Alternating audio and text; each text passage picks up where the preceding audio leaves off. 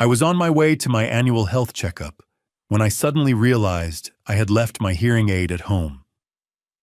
Annoyed with myself, I turned the truck around. When I pulled into the driveway, I heard my daughter and her husband arguing inside the kitchen. "Tonight, we finish it."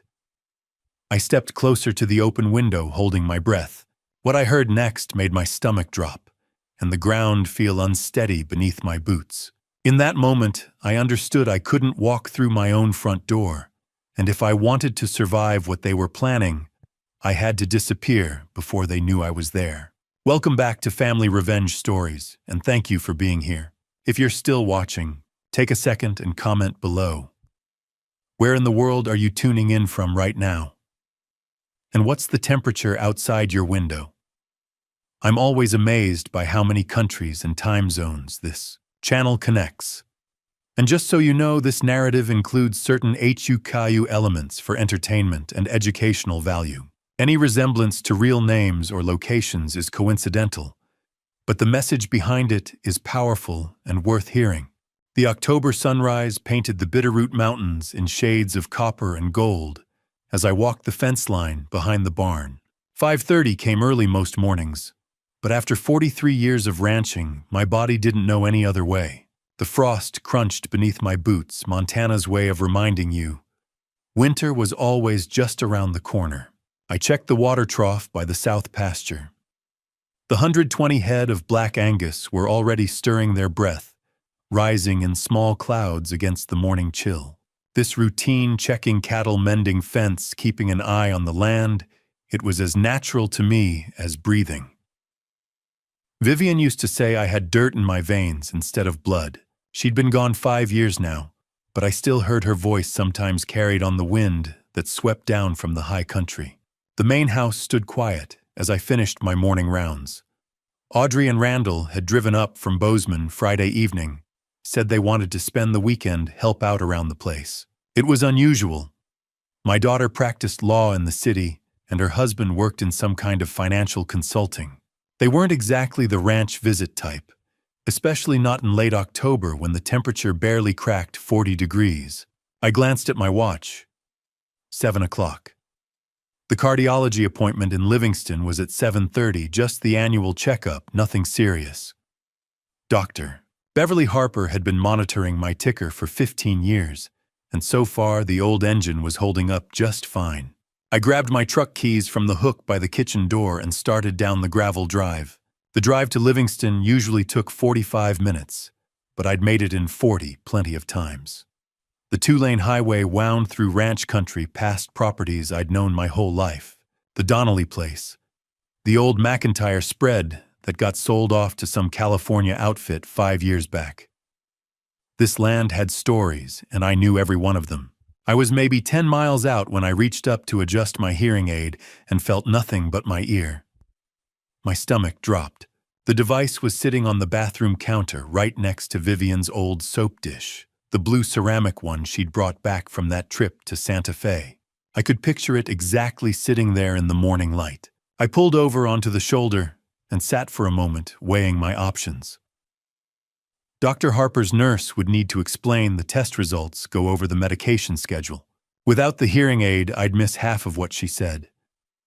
These appointments took months to schedule, but showing up unable to hear properly seemed pointless. I checked my watch again. 7:15. If I turned around now, I could grab the device and call from home to reschedule. It wasn't ideal, but it made more sense than sitting in that waiting room, nodding and pretending I understood. The decision made, I swung the truck around and headed back toward the ranch. The October sun had climbed higher by the time I turned down my drive, 7:40 by my watch. The whole detour had taken maybe 30 minutes. I parked by the side of the house near the kitchen entrance and killed the engine. The place sat quiet just the way I'd left it. I climbed out my boots, hitting gravel with the soft crunch that comes from years of knowing how to move quietly. Ranching teaches you that how to approach a spooked horse, how to check on cattle without disturbing the herd. You learn to read the land, to move like you belong there. That's when I heard the voices. The kitchen window was cracked open, Audrey's doing probably. She always said the house needed fresh air, even when it was cold enough to see your breath. The voices drifted out sharp and clear in the still morning air. And tonight, Audrey, we need to finalize this. Randall's voice. That careful, measured tone he used when talking about money, but sharper now, more insistent. I stopped walking. My hand found the porch railing, the wood smooth under my palm from 40 years of use. Vivian and I had built this railing together back when Audrey was still in elementary school. I don't know, Randall. Audrey's voice quieter. Not the warm tone she used with me, but something uncertain, strained. This feels... The evaluation is scheduled for next week. Randall cut her off. Once we establish the baseline, the guardianship petition moves forward. We've been over this. My chest tightened. Guardianship.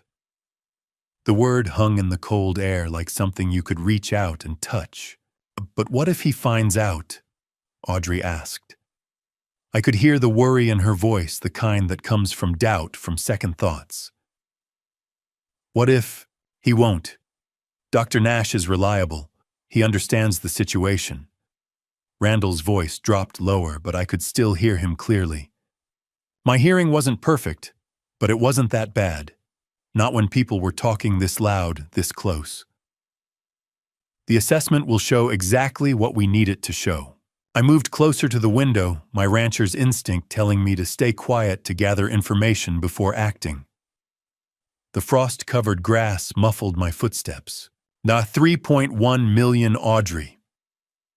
Randall again, his tone taking on that edge he got when closing a deal.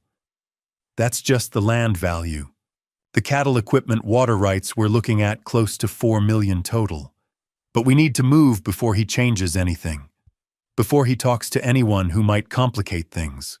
The numbers hit me like a physical blow. They weren't talking about helping me. They weren't talking about my health or my welfare. They were talking about the value of everything Vivian and I had built. They were talking about taking it.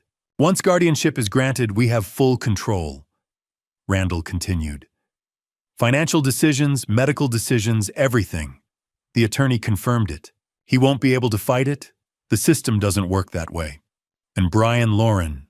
Audrey's voice was small now, hesitant. Your brother's in Seattle. He barely calls right, and your sister's got her own life in Billings. They won't interfere. They never have. By the time they even hear about it, everything will be settled. There was a pause. I could picture them standing in my kitchen in the house Vivian and I had filled with 40 years of memories. The silence stretched out, broken only by the distant call of a hawk riding the thermals above the eastern ridge. Okay, Audrey finally said. Her voice was barely a whisper. Okay. But Randall, if this goes wrong... It won't, trust me. I stood frozen beside my own house, my hand gripping the porch railing that Vivian and I had built together 4 decades ago. My daughter, my Audrey, was inside, being pushed into discussing guardianship evaluations, assessments, and the exact value of my life's work. And she was wavering. The morning cold had nothing on the chill spreading through my chest. You said I didn't go inside. Ranchers learn early that sometimes you need distance to think clearly, which is why I'd spent 48 winters checking fence lines whenever problems felt bigger than the house could hold. My boots carried me back to the truck on instinct. The engine turned over with its familiar rumble, and I eased down the drive away from the voices still murmuring through that cracked kitchen window.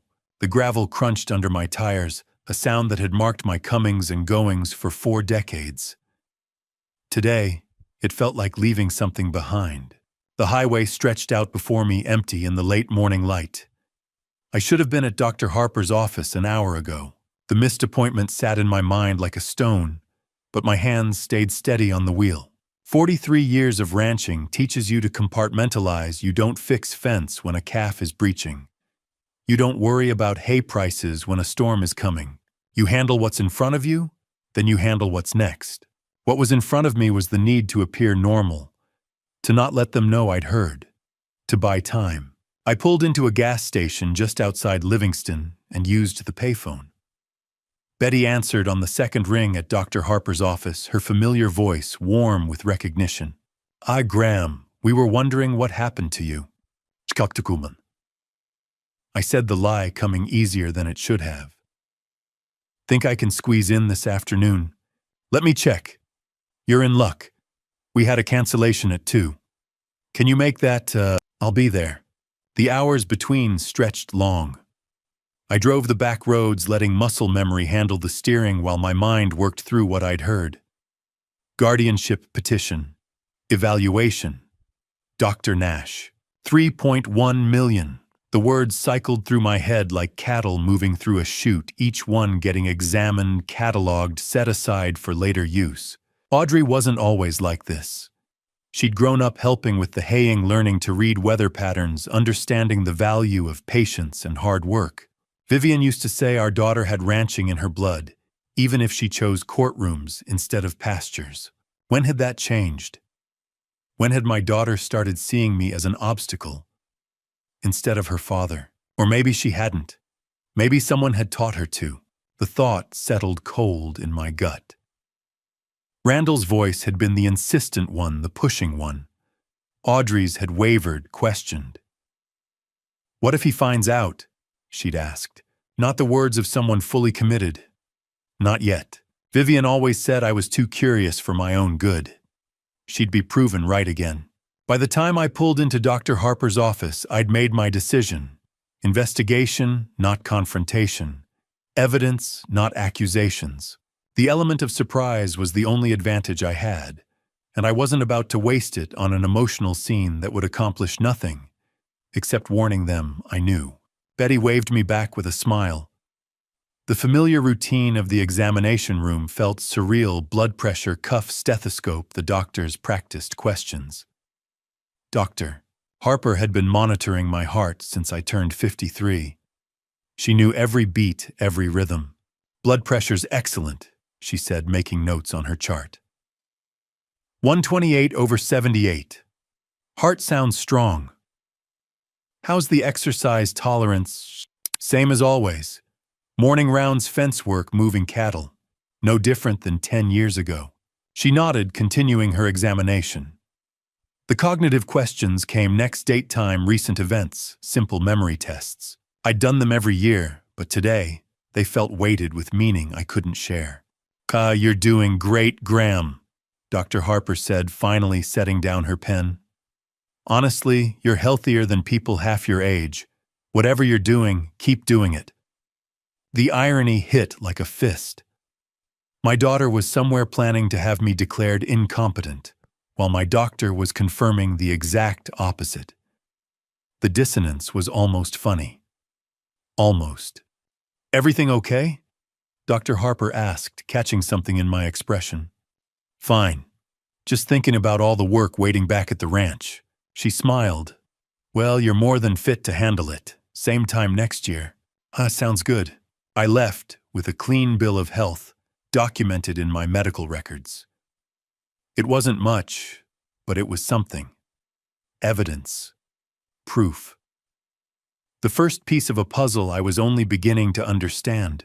The drive home gave me time to think strategically. If Audrey believed I was declining, someone had convinced her of it. If she mentioned evaluations, they'd already arranged one.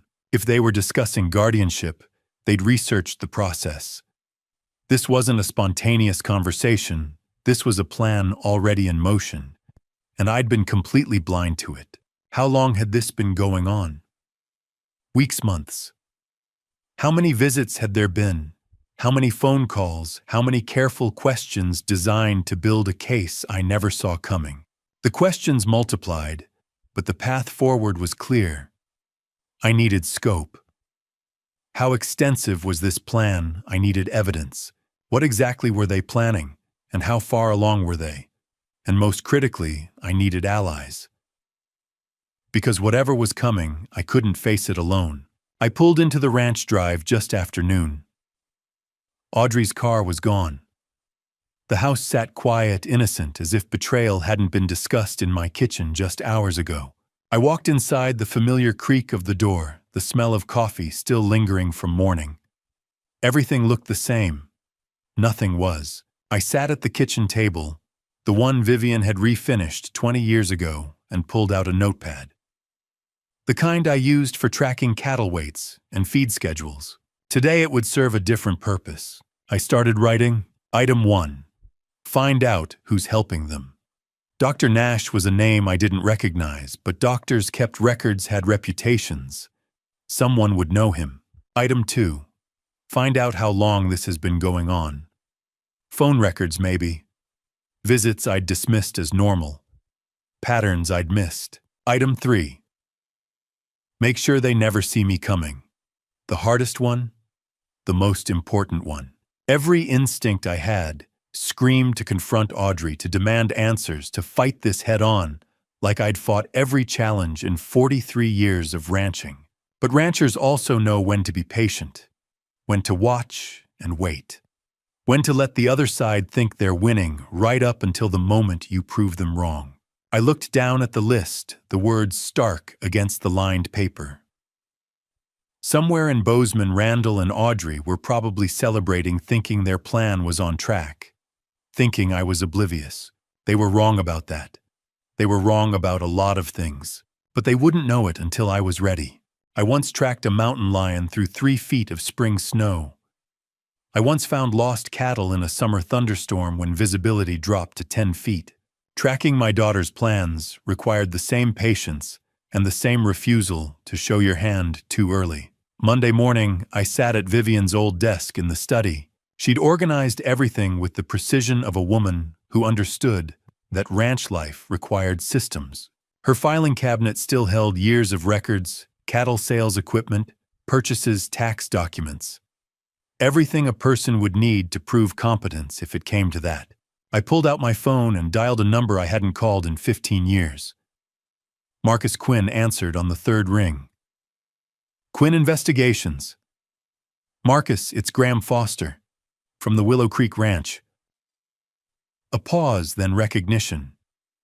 Graham. Been a long time. That cattle theft case back in, what was it, 2009? 2009. You found those missing steers in 3 days. Good memory. What can I do for you? I chose my words carefully. I need someone to look into a situation. Family matter. Sensitive. I'm listening. My daughter and her husband are planning to file for guardianship. They think I'm declining. I'm not. I need to know what they're planning, who's helping them, and how far along they are. Marcus let out a low whistle. That's a hell of a thing. You sure about this? I heard them discussing it, in my own kitchen. Okay. I'll need details. Everything you've got. I spent the next 20 minutes laying it out, the overheard conversation, the mention of Dr. Nash, the evaluation scheduled for next week, the 3.1 million figure. Marcus took notes, asked clarifying questions, worked with the efficiency I remembered. I can start today, he said finally. A background check on the son-in-law financial records, if we can access them legally, information on this Dr. Nash character. You mentioned he's in geriatric psychiatry. That's what they said. I've never heard of him. I'll find out everything there is to know. One more thing, Graham, you need to document your own competence. Daily activities, financial management, medical records, everything. Can you do that? Already started. After I hung up, I pulled out my phone and started recording. First video entry, date, time, morning routine already completed. Fed cattle, checked water systems, repaired the gate latch on the south pasture. Recited the current cattle count, hay inventory, feed costs per head. The kind of detailed management that doesn't come from a failing mind. Then I turned to the computer, a skill Vivian had insisted I learn 10 years ago, despite my protests. The Montana guardianship statutes loaded slowly on the ranch's internet connection, but I had patience. Ranching teaches you that. The law was clearer than I'd hoped, and worse than I'd feared. 2 family members could petition. A medical evaluation was required. A court hearing would follow. If the judge found cause, guardianship could be granted full control over finances, medical decisions, even where I lived. The person under guardianship had rights to contest, to hire an attorney, but the burden of proof shifted. Once someone claimed you were incompetent, you had to prove you weren't. I printed every relevant statute, highlighted key passages, started building a file. By Tuesday evening, when Audrey's car pulled up the drive, I documented 2 full days of ranch management, researched 3 Montana elder law attorneys, and compiled 15 years of my medical records showing consistent good health. I'd also learned that Dr. Clifford Nash had a reputation for conducting evaluations that favored whoever paid for them. Information Marcus had uncovered in less than 24 hours. I met them at the door with a smile that felt like it belonged on someone else's face. "Hey there. Wasn't expecting you two tonight. Just thought we'd check in," Audrey said, hugging me. "See how you're doing." "Doing fine. Just finished the evening rounds. You two eat, yet I've got leftover roast from Sunday." Over dinner beef I'd raised myself on grass I'd maintained for 40 years. I watched them with new eyes. Randall's careful questions, Audrey's forced cheerfulness. They were building a case, and every interaction was evidence collection. "Dad, what day is today?" Randall asked, casually cutting his meat. I looked up from my plate. "Tuesday, October 26th. "Why do you ask?" "Just making conversation." His smile didn't reach his eyes. "Dad, did you remember to take your blood pressure medication?" Audrey interjected. "Same time every morning for 5 years running, sweetheart. 8 a.m. with breakfast." I watched her face carefully. "Why you worried about something?" "No, I just checking in." They were documenting signs of decline that didn't exist. Testing my memory, my medication compliance, my awareness of dates and times. Every question designed to expose weakness. What they didn't know was that I was documenting them right back. The phone in my shirt pocket was recording audio. The time-stamped file would show me answering every question correctly, demonstrating full awareness, managing complex ranch operations without hesitation. Randall shifted tactics. "How's the ranch finances looking? Property taxes coming due soon, aren't they?" "Paid them last week. October 15th deadline. Been paying them on time for 43 years. I took a sip of water. "You interested in ranch finances, Randall?" "Just curious how everything works." "Well, it works fine. Revenue from cattle sales runs about $150,000 to $180,000 annually. Operating costs around $100,000. Leaves me comfortable, plus I've got savings. The land's paid off has been since 1998. Want me to walk you through the spreadsheets?" His smile tightened. "That's not necessary." Audrey jumped in. "Dad, we're just glad you're managing everything so well." The irony wasn't lost on me. They needed me to be declining, but I kept demonstrating the opposite. It must have been frustrating. After they left, Audrey hugging me goodbye, Randall shaking my hand with that politician's grip. I walked through the house, turning off lights, locking doors. The nightly routine I'd done for 4 decades. That's when I saw it. A business card on the coffee table, partially hidden under a magazine. Dr. Clifford Nash, Geriatric Psychiatry, with a Bozeman address and phone number. Randall must have dropped it. Accidentally or intentionally, I couldn't tell. Maybe he wanted me to find it. Wanted me to call and schedule an appointment out of confusion or concern. Maybe he was just careless. Either way, it was a gift. I photographed both sides of the card, with my phone capturing every detail in sharp focus. Then I texted the images to Marcus with a message, "Find out everything about this doctor. I think he's part of the plan." Marcus Quinn called back within 18 hours. I'd learned that when a private investigator works that fast, the news is usually bad, or the trail was obvious enough that anyone looking would have found it. "Graham, you sitting down." His voice carried that careful tone people use before dropping something heavy. I was in the study, Vivian's organized files spread across the desk. I'm listening. Dr. Clifford Nash. Licensed since 2003, clean record technically. But over the past decade, he's conducted 47 guardianship evaluations. 43 resulted in recommendations for full guardianship. That's 91%. State average is 40%. He specializes in finding incompetence. My hand tightened on the phone. What else? Your son-in-law's finances are a disaster. Credit card debt in the mid-5 figures, behind on rent twice last year. His consulting business grossed $32,000. That's not a living gram. That's drowning.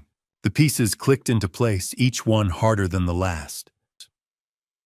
Here's where it gets interesting, Marcus continued.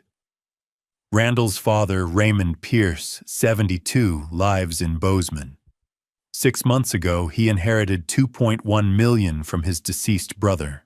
Probate cleared in August. My chest tightened. His father, retired principal, lives alone. And Graham, 3 weeks ago, Craig Pierce visited a guardianship attorney. Craig is Randall's older brother. I've got the appointment on record. No, 2 fathers, 1 scheme. That's my read. Randall targets you $3.1 million. Craig targets Raymond $2.1 million. Both sons broke. Both fathers with significant assets. Both guardianship petitions in the works. Vivian used to say coincidences were just patterns you hadn't recognized yet. This wasn't coincidence. This was coordination. Send me everything on Raymond Pierce, I said. I need to see what's happening on his end. After we hung up, I spent 2 hours researching Raymond online. Retired educator, library volunteer, widower for 8 years, 2 sons, Craig and Randall. He looked like what he was, a decent man who'd spent his life teaching teenagers algebra and coaching chess club. He had no idea his sons were circling like wolves. The drive to Bozeman took 90 minutes, the October sun setting behind the Bridger Range.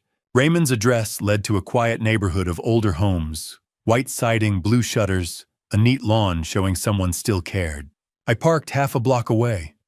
Lights glowed inside. He was home. I'd been there maybe 15 minutes when the front door opened. A man in his mid-40s stepped out, tall, business casual, carrying a leather briefcase. He checked his watch with obvious irritation, then pulled out his phone as he walked to his car. His body language screamed frustration. Whatever he'd come for, he hadn't gotten it. Craig Pierce. Had to be. Same jawline as Randall, same build, but older. I raised my phone and photographed license plate, face, timestamp. Craig climbed into a silver Audi, slammed the door harder than necessary, and sat on his phone.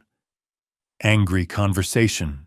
Failed mission. If Randall and Craig were working together, and the evidence pointed that way, both fathers were targets. Raymond needed to know. But I needed proof solid enough he couldn't dismiss it. Couldn't explain it away with the natural desire to believe the best about your children. I knew that desire. I was fighting it myself. My phone buzzed. Marcus found something else, sending screenshots. 3 images loaded. Browser search history time-stamped. Guardianship for incapacitated parents. Montana. April 12, 2024. Memory care facilities, Bozeman cost. April 20th, 2024. Average lifespan dementia patients. May 3rd, 2024. Elder care attorneys, Montana guardianship. May 15th, 2024. How long does guardianship process take? June 8th, 2024. April, right after Raymond's inheritance, cleared probate. Not even a month later, Randall had started researching how to take control of a parent. My phone rang. You see the timeline? Marcus asked. I'm looking at it. This isn't impulsive, Graham. This is researched, planned, calculated. They've been hunting you for 6 months. I stared at Raymond's house, imagining the man inside. A retired principal who'd spent his life teaching helping kids learn. A widower maintaining his late wife's garden, volunteering at the library. A father who thought his son's visits were genuine concern. He needs to know, I said, but you need an approach strategy. You can't just knock on his door and tell him his sons are planning to take his money. He'll think you're the crazy one. So then I need more evidence first. I'm working on it. Give me another day. In the meantime, watch your back. If they suspect you're onto them, they might accelerate. The evaluation with Dr. Nash, when is it? Next week. That's your deadline. Once you sit for that evaluation, they start building their official case. I ended the call and sat in the darkening street watching lights come on in houses. Normal families having normal evenings. Meanwhile, two sons were planning to destroy their fathers for money. The final text from Marcus came through. Found this too. Randall searched average lifespan dementia patients 3 different times. May, June, and August. This isn't impulsive, Graham. This is researched, planned, calculated. They've been hunting you for 6 months. Both of you. I sat with those words glowing on my phone screen in the gathering darkness, the weight of 6 months of predatory planning settling into my bones. Then I put the truck in gear and headed home, one truth crystallizing with absolute clarity. Whatever happened next, I wasn't facing it alone. Raymond Pierce and I were connected now, whether we knew each other or not. And they'd made a critical mistake. They'd underestimated both of us. I'd never properly met Raymond Pierce. Saw him twice at family gatherings, shook hands, exchanged pleasantries about weather and grandchildren that didn't exist yet. Now I was about to tell him his sons were planning to take everything. Vivian taught me that harsh truths should come with evidence, not accusations. So I spent Thursday night organizing files, photos of Craig leaving Raymond's house, Marcus's report on Dr. Nash, screenshots of Randall's search history, the timeline showing 6 months of predatory planning. Everything documented, time-stamped, undeniable. Friday morning I dialed Raymond's number. Marcus had provided it along with his daily routine coffee at 8 library volunteer shift, at 10 groceries on Wednesdays. A structured life. The kind that incompetent people don't maintain. He answered on the 4th ring. Hello. Mr. Pierce. This is Graham Foster. We met at Audrey's wedding. And that Christmas, what was it, 5 years back? His voice carried the measured tone of a man who'd spent 30 years managing teenagers. Is everything all right? No, sir, it's not. We need to talk about our sons. In person. Today, if possible. A pause. I could hear him thinking, processing. What's this about Graham? I'd rather explain face to face, but it involves Randall and Craig and it's urgent. I wouldn't ask if it wasn't important. Another pause longer. The Meadowlark Cafe on Main Street, 9 o'clock. I'll be there. The Meadowlark was the kind of place that hadn't changed in 40 years. Vinyl booths, counter-service coffee that could strip paint. I arrived early, chose a corner booth with a view of the door. When Raymond walked in at 9 sharp, I recognized him immediately, despite the years. Tall, lean, silver hair, neatly combed. He moved like someone still teaching invisible students to walk quietly in hallways. He spotted me, nodded, ordered coffee at the counter, then slid into the booth across from me. Graham.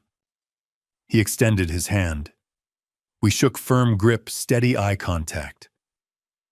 Thank you for coming. You sounded serious on the phone. What's going on?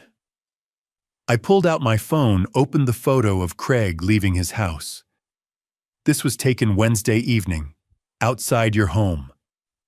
Raymond studied it. That's Craig. He visits sometimes. What? He was carrying a briefcase, left frustrated. Got on his phone, immediately angry conversation. I swiped to the next photo, close-up of Craig's face. Shot, does he usually visit in business clothes with documents? He brought some papers last week. power of attorney forms. Said it was precautionary in case something happened to me. Did you sign? No. Raymond set down his coffee cup carefully. It felt rushed, too insistent. I said I wanted to think about it. I pulled out Marcus's printed report, slid it across the table. Dr. Clifford Nash, geriatric psychiatrist. He's conducted 47 guardianship evaluations in the past decade. 43 resulted in recommendations for full guardianship. 91% success rate when the state average is 40. He's known for finding incompetence whether it exists or not. Raymond read slowly, his educator's brain processing information methodically. Why are you showing me this? Because Randall and my daughter mentioned him in a conversation I overheard about filing for guardianship. For me, I pulled out the next document, Randall's financial records. My son-in-law is drowning financially. $32,000 annual income, 5-figure credit card debt, behind on rent. He needs money desperately. Randall's always been impulsive with finances. It's more than impulsive. I showed him the search history screenshots. These are from Randall's computer. Guardianship for incapacitated parents, Montana. Memory care facilities cost.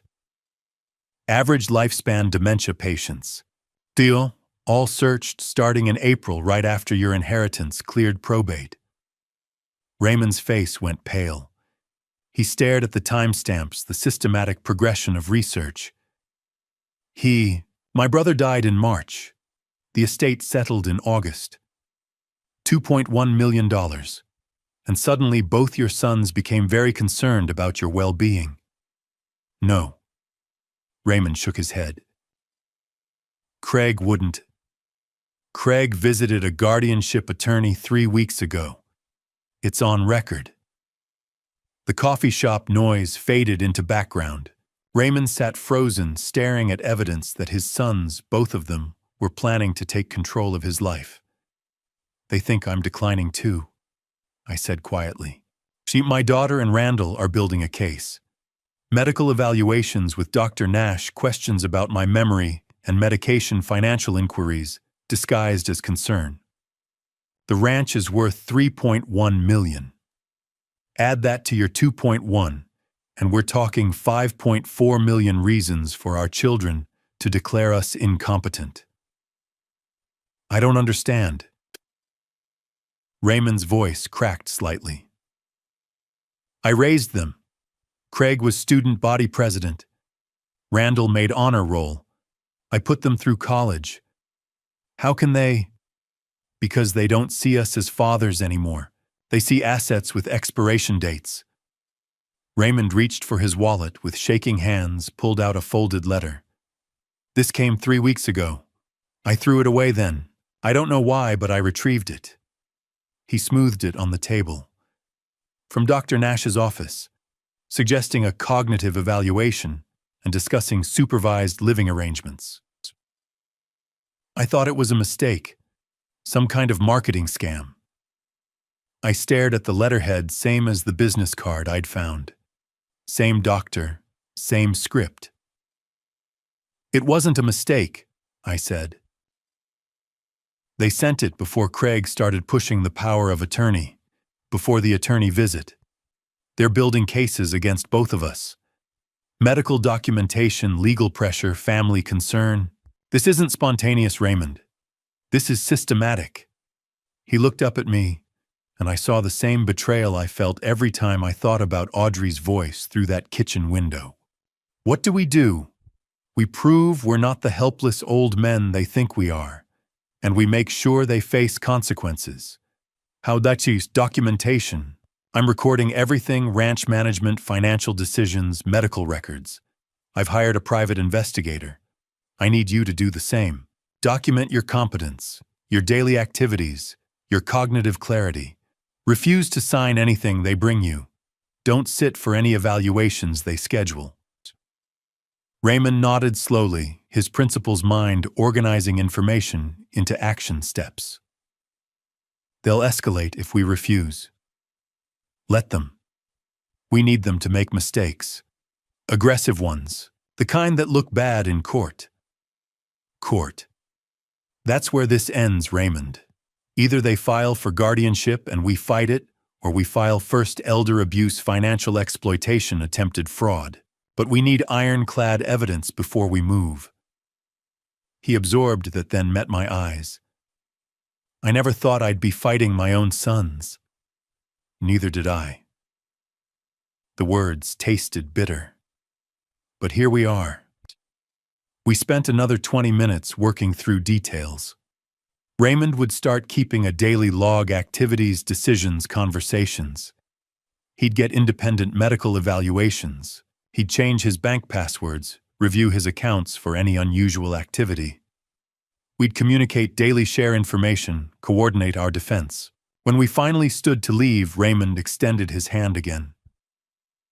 Thank you for warning me. If you hadn't. We're in this together now. Two fathers against sons who forgot what family means. Shitila, he nodded, his jaw set with the same determination I'd seen him use when refusing to sign Craig's power of attorney forms. They underestimated us. They did. And that's going to be their biggest mistake. We exchanged phone numbers, agreed to call every evening at 7, a check-in system, proof we were both still independent, still sharp. Made a pact, no confrontation, until the evidence was undeniable. Let them think we were oblivious while we built the case that would destroy their plans. I walked Raymond to his car, watched him drive away toward a life that would never look the same. The October morning was crisp, the kind of day Vivian used to love: clear skies, golden aspens against the mountains, air that tasted like winter was coming. My phone rang before I'd even reached my truck. Marcus Quinn. Graham, I found something about Randall you need to hear. Stasa, his voice carried that careful tone, the one that preceded bad news getting worse. It involves his sister-in-law, Courtney. I think this scheme goes deeper than family greed. In 48 years of ranching, I'd learned that predators rarely hunt alone. They work in packs, exploit weaknesses, and always have more than one angle of attack. Randall was no exception. Saturday evening found me at the kitchen table, the same one where Vivian used to grade her volunteer literacy students' assignments. Now it held a different kind of education. Marcus Quinn's encrypted files spread across my laptop screen, each one revealing another layer of betrayal I hadn't seen coming. The call had come that morning. Marcus's voice carrying that careful neutrality he used when the news was worse than expected. Graham, I've got the financial records you wanted, but I found something else. Before I share what Marcus uncovered, the evidence that changed everything about how I saw this conspiracy, I need to know you're still here with me. On a scale of 1 to 10, how shocked do you think I was when I saw what my detective found? Drop your number in the comments right now. Are we talking a 5 mildly surprised, or a 10 completely blindsided? Fair warning. This story includes some fictionalized details crafted for educational purposes. If that's not what you're looking for, feel free to exit now and explore other content. Something you need to see before we talk strategy. Send it. Encrypted files. Password is your ranch name, all lowercase, no spaces. Call me after you've looked. The files loaded slowly on the ranch internet.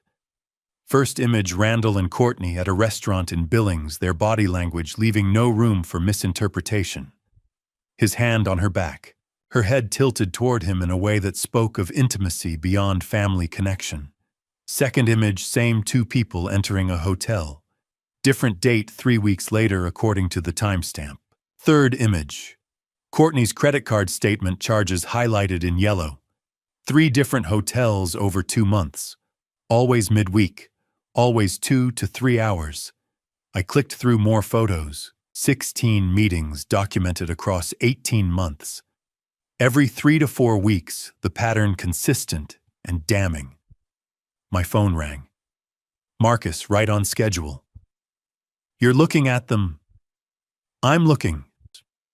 Timeline starts March of last year. That's when the credit card charges begin. Always Courtney's card, always hotels and Billings or Great Falls. I've got location data from Randall's phone matching every meeting. This isn't speculation, Graham. This is documentation. 18 months. I did the math in my head. The affair started long before any guardianship planning. Before Randall's financial situation became desperate. Before Raymond's inheritance cleared probate. There's more, Marcus continued. Text messages, obtained legally through subpoena preparation. Montana law allows certain evidence gathering for anticipated litigation. He sent another file, screenshots of exchanges between Randall and Courtney. Courtney, when are you going to leave her? Randall, soon, after things settle. Courtney, you keep saying that. Randall, I mean it. Just need to handle some financial matters first. Courtney, I can't keep lying to Craig. Randall, you won't have to. Trust me. The messages painted a clear picture. Courtney believed Randall's promises. Thought she was part of a future that extended beyond hotel rooms. She was a willing participant, no question about that.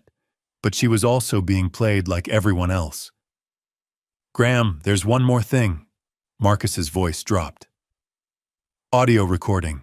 Directional microphone from public property, legal for licensed investigators in Montana. Hotel balcony, 4th floor, Billings Marriott last week. They didn't know they could be heard. The file loaded. I pressed play. Courtney's voice frustrated and demanding. When are you finally going to leave her, Randall? After the assets are settled. Few more months. Oh, you promised. And I will keep that promise. Randall's voice was smooth, practiced. But if I divorce Audrey now, she gets half of nothing. If I wait until we control Graham's ranch and Raymond's inheritance, I can claim financial hardship. The prenup has provisions for that. A pause. Wind noise against the microphone. Then Courtney again. So this whole guardianship thing is about securing our future. Graham's worth $3.1 million. Raymond's inheritance is $2.1. That's $5.4 million we can access once the guardianships go through. Then I divorce Audrey, claim I'm broke because of legal fees and elder care costs. Prenup kicks in with minimal settlement, and we're free. You, me, and enough money to never worry again. What about Craig? What about him? Randall's voice carried a dismissive edge. He'll be dealing with his own mess when his father's money runs out. He won't have time to worry about us. I stopped the recording, sat back in my chair staring at the laptop screen without really seeing it. The kitchen suddenly felt too small, the walls too close. Randall wasn't just stealing from me and Raymond. He was systematically destroying everyone around him. Craig's marriage, Audrey's trust, Courtney's future, Raymond's independence, my life's work. All of it calculated moves in a game where only he mattered. Vivian used to say she could read people like weather patterns. Watch the small signs predict the coming storm. She'd met Randall twice at the wedding and one Christmas dinner. Afterward, she'd pulled me aside in the kitchen. That young man looks at people like they're tools, Graham, not human beings. Just tools to be used. I dismissed it as her being protective of Audrey, told her she was reading too much into a nervous son-in-law trying to make a good impression. Now I understood. She'd seen what I'd missed, the hollowness behind his charm, the calculation in his concern, the complete absence of empathy that made him capable of this. I wondered why Craig seemed so compliant in all this, why he'd go along with stealing from his own father. Now I knew. If Craig wavered, if he showed signs of backing out, Randall had the perfect leverage. The affair, the betrayal, the threat of destroying Craig's marriage if he didn't cooperate. Courtney didn't know she was disposable, a tool to control Craig, and once her usefulness ended, Randall would discard her without a second thought. The recording made that clear. He was planning to claim poverty in the divorce, use the prenup to minimize what Audrey got, then presumably do the same to Courtney when that relationship ran its course. There were betrayals deeper than money. Randall was teaching me that lesson with brutal efficiency. I clicked back to the balcony photo. Randall and Courtney silhouetted against the city lights, her head on his shoulder. She looked content, believed in a future that would never exist. He looked like a man surveying assets. I closed the laptop and sat in the kitchen darkness, Vivian's reading lamp casting long shadows across the table. Outside, the ranch settled into its nighttime rhythms, cattle bedding downwind through the pines, the familiar creaks of a house that had sheltered our family for 4 decades. Everything looked normal. Everything was broken. The question was simple, but the answer wasn't. Did I tell Craig that his brother was having an affair with his wife? Did I hand him that truth? Now watch him explode, possibly turn him into an ally driven by rage and hurt. Or did I use Randall's secret as leverage, let him think he was safe while I built the trap around him? Control the timing of the revelation. For maximum impact, Vivian would say the truth was always better. She believed in honesty, the way she believed in sunrise, fundamental, non-negotiable, the foundation of everything good. But Vivian hadn't heard that recording. Hadn't seen 18 months of calculated manipulation documented in credit card statements and text messages. Hadn't been fighting someone who could sleep with his brother's wife while plotting to steal from both their fathers, all without a trace of conscience. Sometimes the truth was a weapon, and sometimes timing was everything. I'd delivered hard news before. Told ranchers their cattle were sick. Told neighbors their dog had gotten into my herd. But telling a man his brother was sleeping with his wife while plotting to steal their father's money, that was entirely different territory. I called Craig Saturday night, kept it short. We need to talk. Not about your father, about your brother. The pause stretched long. What about Randall? Tomorrow morning, 6 a.m., the Silver Spur Diner in Livingston. Come alone. Graham, what's 6 a.m., Craig? Trust me, you'll want to sit down for this. The Silver Spur opened early for ranchers and truckers, strong, coffee-hot breakfast booths, with enough privacy for difficult conversations. I arrived at 5:45, chose the corner booth, ordered coffee I didn't drink. Craig walked in at 6 sharp, moving like a man heading to an execution. He slid into the booth across from me, expression wary. This better be important. I'm not happy about showing you this. I pulled the envelope from my jacket. But you need to see it. The first photo slid across the table. Randall and Courtney at a restaurant, his hand covering hers. Craig stared, his face going blank. Second photo, them entering a hotel, timestamp clear. Third photo, their body language leaving no room for misinterpretation. More photos spread across the table like a losing hand of cards. Kissing in a parking lot. Walking together, his arm around her waist. Laughing at shared jokes. Craig's hands shook. The color drained from his face, leaving him gray under fluorescent lights. I let him process. Didn't rush. Sometimes hard truths needed silence. How long? Craig finally whispered.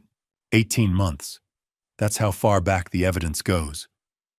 He set down a photo, Courtney with her head on Randall's shoulder. 18 months. Credit card records show 16 meetings, always hotels, 3 to 4 week intervals. I showed the statement, highlighted charges visible. Always Courtney's card. Craig's jaw worked, teeth grinding. Why show me this? Because you need to understand what's really happening. Randall needed you compliant. This affair is insurance. If you hesitated about the guardianship plan, he had leverage. The guardianship. Craig looked up sharply. My father. You're saying it was never about care. Randall is after the money. Your father's inheritance, my ranch. 5.4 million combined. And he's been manipulating everyone to get it. I pulled out the balcony recording transcript, highlighted. Craig read slowly. His expression shifted from shock to cold, focused rage. He said this about divorcing Audrey after getting control. His finger stabbed the paper. About claiming poverty, that's his voice. Recorded last week. He's planning to take everything and leave everyone, including Courtney, with nothing. Craig set down the transcript with careful precision movements, suggesting violence barely restrained. My father isn't declining. Is he? No. Neither am I. Full cognitive function, excellent health. The decline is fiction Randall needs to justify guardianship. The silence was different now. Not shock. Something colder. Craig looked up, eyes red-rimmed but dry. What do you need me to do? I needed one truth first. Be honest. Have you been part of planning against your father? Craig's face flushed. Yes. Flat, emotionless. Randall said Dad was declining, having confused moments. I believed him because he's my brother. His voice broke. He's my brother. I know. Craig pressed palms against his eyes, shoulders shaking once before he regained control. When he looked up, his jaw was set. What do you need? Stronger this time. Keep pretending. Act like you don't know about Courtney. Act like you're still helping Randall. We gather evidence, recordings, documents, everything. Then expose him in court where he can't escape. Craig studied me. You want me to work with the person who... He stopped, swallowed. Who destroyed my marriage while stealing from my father. I want you to protect Raymond, get justice, but we do it smart, not loud. Silence stretched. Craig stared at the photos, 18 months of betrayal documented. Finally, teach me. We spent 2 hours in that corner booth. Voices low, planning, methodical. Craig would continue appearing to cooperate, but secretly record everything. Montana was one-party consent. If he was part of the conversation, he could legally document it. He'd photograph documents Randall shared, feed false information about my supposedly declining health, memory lapses that didn't exist, confusion that was fiction. Make Randall think the plan was working while we built our case. Meanwhile, act normal at home. Pretend ignorance about the affair. The hardest part, but necessary. Can you do that? I asked. Live with her knowing what you know. Craig's expression hardened. I spent 18 months living with someone lying to my face every day. I think I can manage a few more weeks. We covered technical details. Phone voice recorder. Cloud storage Randall couldn't access. Document conversations without arousing suspicion. The tradecraft of family betrayal. When we finally stood to leave, the sun was up the parking lot, filling. Craig paused by his car, looked back. Graham, thank you for not letting him destroy my father. I nodded, unable to find words. What I didn't say, what I kept to myself driving back toward Willow Creek, was the truth. I was betting everything on that Craig's anger would last longer than family loyalty. That rage and betrayal would keep him focused through the difficult weeks ahead. That a son's love for his father would prove stronger than a brother's bond already shattered. It was a gamble. But then this whole thing was a gamble, 2 old men and 1 betrayed son against a sociopath who saw people as tools. I just had to hope we were better players than Randall gave us credit for. I'd given Craig the truth wrapped in evidence and cold coffee. Now it was Audrey's turn. But telling a man his brother betrayed him was one thing. Telling your daughter her husband was unfaithful, that required a different kind of courage. I remembered teaching Audrey to ride when she was 7. She fell 7 times before she stayed in the saddle. The question now was whether she'd fall for Randall or stand on her own feet. I called her Monday morning. Audrey, we need to talk. Just you and me. Dad, if this is about the guardianship, it's about Randall. The pause was shorter than Craig's, but I heard the same wariness. Okay. 1 o'clock. The cottonwood was different from the silver spur upscale lunch crowd cloth napkins. Afternoon light softer than dawn's harsh fluorescence. Audrey arrived at 1 sharp, dressed for client meetings, her lawyer's mask already in place. Dad, I really don't think... Please. Let me say what I need to say. She nodded, folding her hands on the table. Professional. Composed. I pulled out my phone. I'm going to show you something. Watch it all the way through. The video played 30 seconds of security footage from the Billings Marriott. Randall and Courtney walking to her car, his arm around her waist. At the car, he pulled her close, kissed her in a way that left no room for brotherly affection. The timestamp 2 weeks ago. I watched Audrey's face, watched the color drain, watched her eyes fill with tears that spilled over despite her attempt to blink them away. The video looped. She couldn't look away. How long? Her voice barely a whisper, cracking. 18 months with Craig's wife. Her hand went to her mouth, a small sound escaping. The professional mask shattered. My daughter sat crying silent tears while the video played again. I reached across the table, took her hand. I'm sorry, baby. She pulled away, wiped her eyes, tried to compose herself. Failed. He told me you were declining, that we had to act fast, that it was mercy. I know. He said you were forgetting things, getting confused. She looked up, mascara-smudged eyes red. Dad, what have I done? You loved someone who lied to you. I helped him plan to take your ranch, everything you and Mom built. Her voice rose, cracking. I'm a lawyer. I know what guardianship means. I was helping him take away your rights because I believed. She couldn't finish, both hands over her mouth. I let her process. This wasn't Craig's controlled rage. This was grief mixed with shame, all happening at once. The doctor's appointments he was scheduling, Audrey whispered. Dr. Nash, paid to write assessments supporting guardianship. The care facility brochures, Cotta Meadowbrook Manor, $8,000 a month. A convenient calculation when my ranch is worth over $3 million. Her lawyer's mind started working despite the tears. He researched this.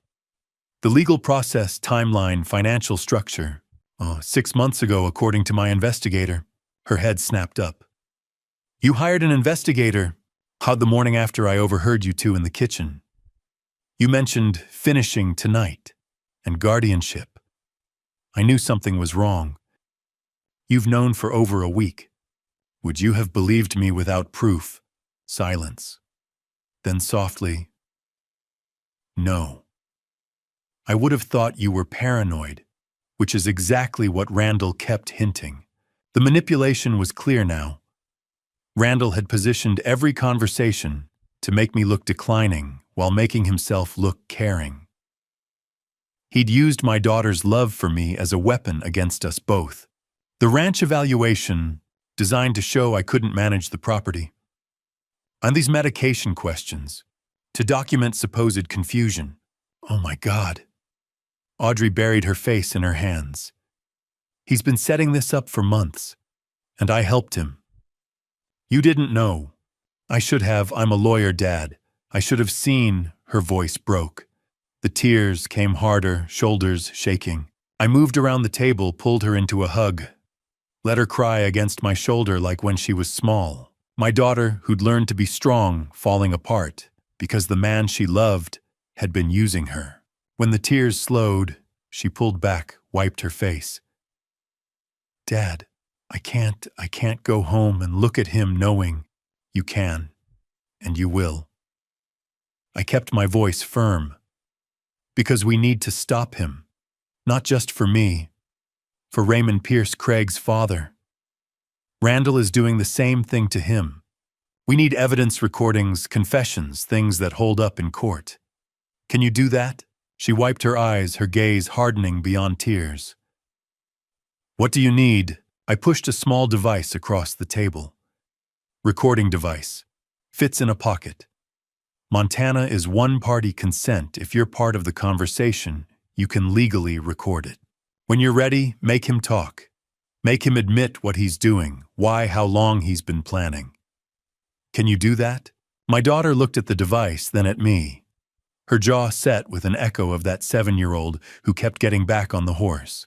Teach me. Acting normal when your world has shattered is harder than any ranch work I'd ever done. But Audrey, Craig, and I each had our roles to play, and Randall wasn't allowed to know we'd cast him as the villain in his own story. Vivian used to do community theater, said the best performances came from truth wrapped in lies. The trick was making Randall think he was directing. Monday evening, family dinner at my ranch. Halfway through pot roast, I paused with my fork. What day is today again? Randall's eyes lit up. Monday, Graham, October 28th. Right, Monday. What he didn't see was Audrey's hand trembling under the table or the recording device in her jacket pocket capturing every word. Tuesday, Audrey wore the wire at home, asked questions like she was planning with him, not against him. How does Dr. Nash's assessment work exactly? Randall explained eagerly. He asks questions designed to show confusion, memory tests with trick answers. The evaluation documents decline whether it exists or not. Nash has done this 40 times, every word recorded, every confession saved. Wednesday, Craig called Randall phone line recording. What's the timeline on Dad's evaluation? Next Monday. Then we file both petitions Tuesday. Satisfaction in Randall's voice. If Raymond lives another 10 years in care, maybe we clear $800,000.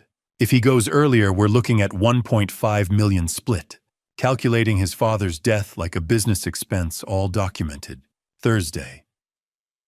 I drove to the feed store, fumbled counting change, seemed confused about which supplements I needed. Perry Jackson noticed. You all right, Graham? You seem off today. Fine, just tired.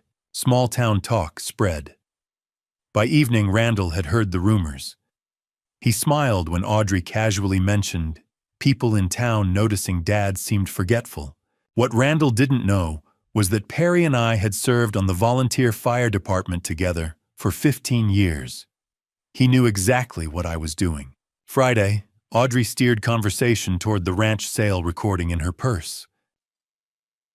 What happens to the property after guardianship? Randall didn't hesitate. Real estate's worth $3.1 million. Your siblings get inheritance shares eventually, but with guardianship, we control the trust distribution timeline. We could stretch payouts over years. Every detail captured. Saturday. Craig accessed Randall's briefcase, photographed every document. Paid invoice to Dr. Nash $15,000. Draft guardianship petition. LLC formation papers. Timeline spreadsheet calculating care costs against inheritance depletion. 200 photos. All time-stamped. All backed up. Sunday afternoon. We met in a storage unit I'd rented. Spread the evidence across a folding table. 15 hours of recordings. Over 200 photographs. Financial documents showing money paid to Nash, calculations about how long we'd survive.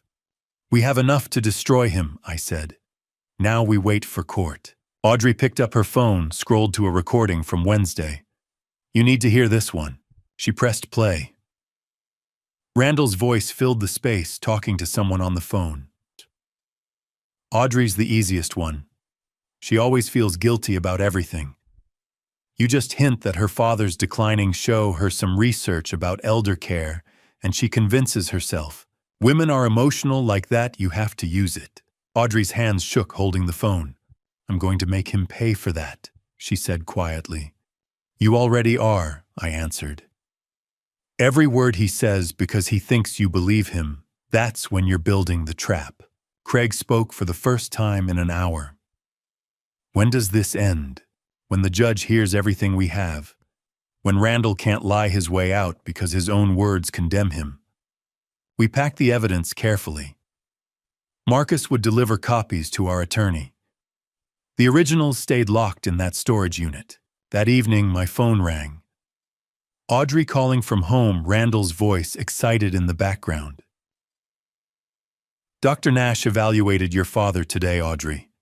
The assessment is perfect, significant cognitive decline needs supervised care. Raymond's evaluation is Monday. Both guardianship petitions filed Tuesday morning. We're right on schedule, sweetheart. By Thanksgiving, this'll all be settled. Through the video call, I watched Audrey glance toward where I stood by the sink, holding my coffee mug, pretending to look confused about where to set it down the same spot for 40 years. "That's wonderful news, honey," Audrey said brightly. Randall hung up. Audrey looked directly at the camera, mouthed 2 words, "Tuesday, court." I nodded. The game was on. I'd hired hands for calving season veterinarians for sick cattle contractors to fix the barn. But I'd never hired someone to fight for my right to exist independently. Meet Patrick Sullivan. Vivian used to say good lawyers were like good horses, rare, expensive, but worth every penny. Patrick Sullivan was both. 63 years old, elder law specialist, reputation for making opposing counsel reconsider their own cases. Marcus Quinn had recommended him with one sentence: "He eats guardianship abuse cases for breakfast." Saturday morning found us in Patrick's Bozeman office, me, Audrey Craig, and Raymond Pierce on a laptop screen via video call. The conference table was covered with our evidence, printed transcripts, photos, financial documents, storage drives containing 15 hours of recordings. Patrick spent the first hour reviewing everything in silence. Occasionally, he'd pause, rewind an audio file, make notes on his legal pad. His expression never changed, the kind of professional calm that came from decades of seeing families destroy themselves over money. Finally, he set down his pen and looked at each of us in turn. "Wow, this is one of the clearest conspiracies I've ever seen. You've essentially done my job for me." Audrey, sitting beside me in her own lawyer mode, leaned forward. "What's our strategy?" So normally we'd play defense. But with this amount of evidence, Patrick tapped the stack of transcripts. "We attack." He pulled out a whiteboard, started mapping the timeline. "They file guardianship petitions Tuesday morning, 1 for Graham, 1 for Raymond. Standard procedure is a hearing within 2 weeks. Here's what we do." I watched him work, impressed by the precision. This was a man who understood that elder law wasn't just about contracts and courtrooms. It was about dignity, autonomy, the right to control your own life. "Well, we let them file," Patrick continued. "Don't oppose it initially. In fact," he looked at Craig and Audrey, "you two testify in support of Randall at first." Craig's head snapped up. "What?" "Build his confidence. Let him think he's winning. Then we introduce the recordings. Mid-testimony, you both flip. He won't have time to prepare, no defense strategy, nothing. We bury him with his own words." Audrey's lawyer brain was working. "That's risky. The judge might believe him before we flip." Patrick smiled, not friendly, more like a wolf spotting prey. "Not with what I'm planning." He turned to the whiteboard, started listing points. "We're going to have 4 things they can't counter. 1, medical evidence. I'm arranging evaluations with 3 independent specialists, neurologist, psychiatrist, general practitioner. They'll examine both Graham and Raymond thoroughly, prove full cognitive function, excellent health, sharp decision-making. We'll have those reports filed before the hearing." Raymond's voice came through the laptop speaker. "When?" "This weekend, if possible. I have colleagues who owe me favors." Patrick continued. 2, financial forensics. Craig, you're an accountant. You'll testify about Randall's debts, his LLC structure designed to hide assets payments to Dr. Nash. The money trail proves motive. We show the judge this isn't about care, it's about theft. Craig nodded, his expression grim. "I can do that. 3 community witnesses. Graham, I need ranchers, neighbors, business owners who can testify to your competence. People who've known you for decades. Can you provide that? 20 names by Monday," I said. "Too good. Because juries respond to community standing, and while there's no jury in guardianship hearings, judges are human. They'll listen to people who've watched you manage a ranch for 40 years. Patrick moved to the final point. 4, the recordings. Randall's own words. His plans, his timeline, his cold calculations about how long you'd survive in care. We play them in open court. The The judge will hear exactly who he is. He set down the marker. Randall thinks he's playing chess. We're going to show him it was always our board. I leaned forward. When do we move? Patrick's smile widened. They file Tuesday. We file our counter Wednesday: elder abuse, financial exploitation, attempted fraud. Medical evaluations this weekend. Court date probably 2 weeks out. Ladies, gentlemen, we're going to war. The meeting continued for another hour, working through details. Patrick would coordinate the medical evaluations. Marcus Quinn would provide investigative testimony. Audrey would prepare the financial documentation. Craig would organize the LLC paperwork showing Randall's asset hiding structure. Raymond on the screen looked 10 years younger than when we'd first met at the coffee shop. Patrick, what are my chances? With this evidence, 95% they withdraw before trial. If they're stupid enough to proceed 100%, you win. What, and criminal charges? Sure, that's up to the DA, but I'll recommend it. Elder financial exploitation conspiracy to commit fraud, possibly more, depending on what the prosecutor finds. When the meeting finally broke up, we stood in the parking lot, 3 people bound by betrayal and determination. Raymond had signed off the video call with a promise to be in Montana for the hearing. Audrey grabbed my hand as we walked toward our trucks. Dad, one more thing. Randall's been leaving his phone unlocked lately. He thinks I'm completely on his side. Last night I saw texts with Courtney Craig's wife. They're meeting Monday night. If we can catch them. She looked at Craig. Would that help? Craig's face was stone. Photograph it. Crystal clear. I want him to know that I knew before the court destroys him. I looked at my daughter and this man who weeks ago was working against us. 2 people Randall had manipulated, now united against him. 2 people who'd chosen the hard path of doing right over the easy path of going along. We're really doing this, I said. Audrey squeezed my hand. We really are. I'd been evaluated by veterinarians more times than human doctors. Checking cattle for disease teaches you about thoroughness. But 3 medical specialists in 2 days. That was an entirely different kind of scrutiny. Vivian used to drag me to annual checkups. Said prevention was better than cure. I'd grumbled about wasted time, but she'd been right.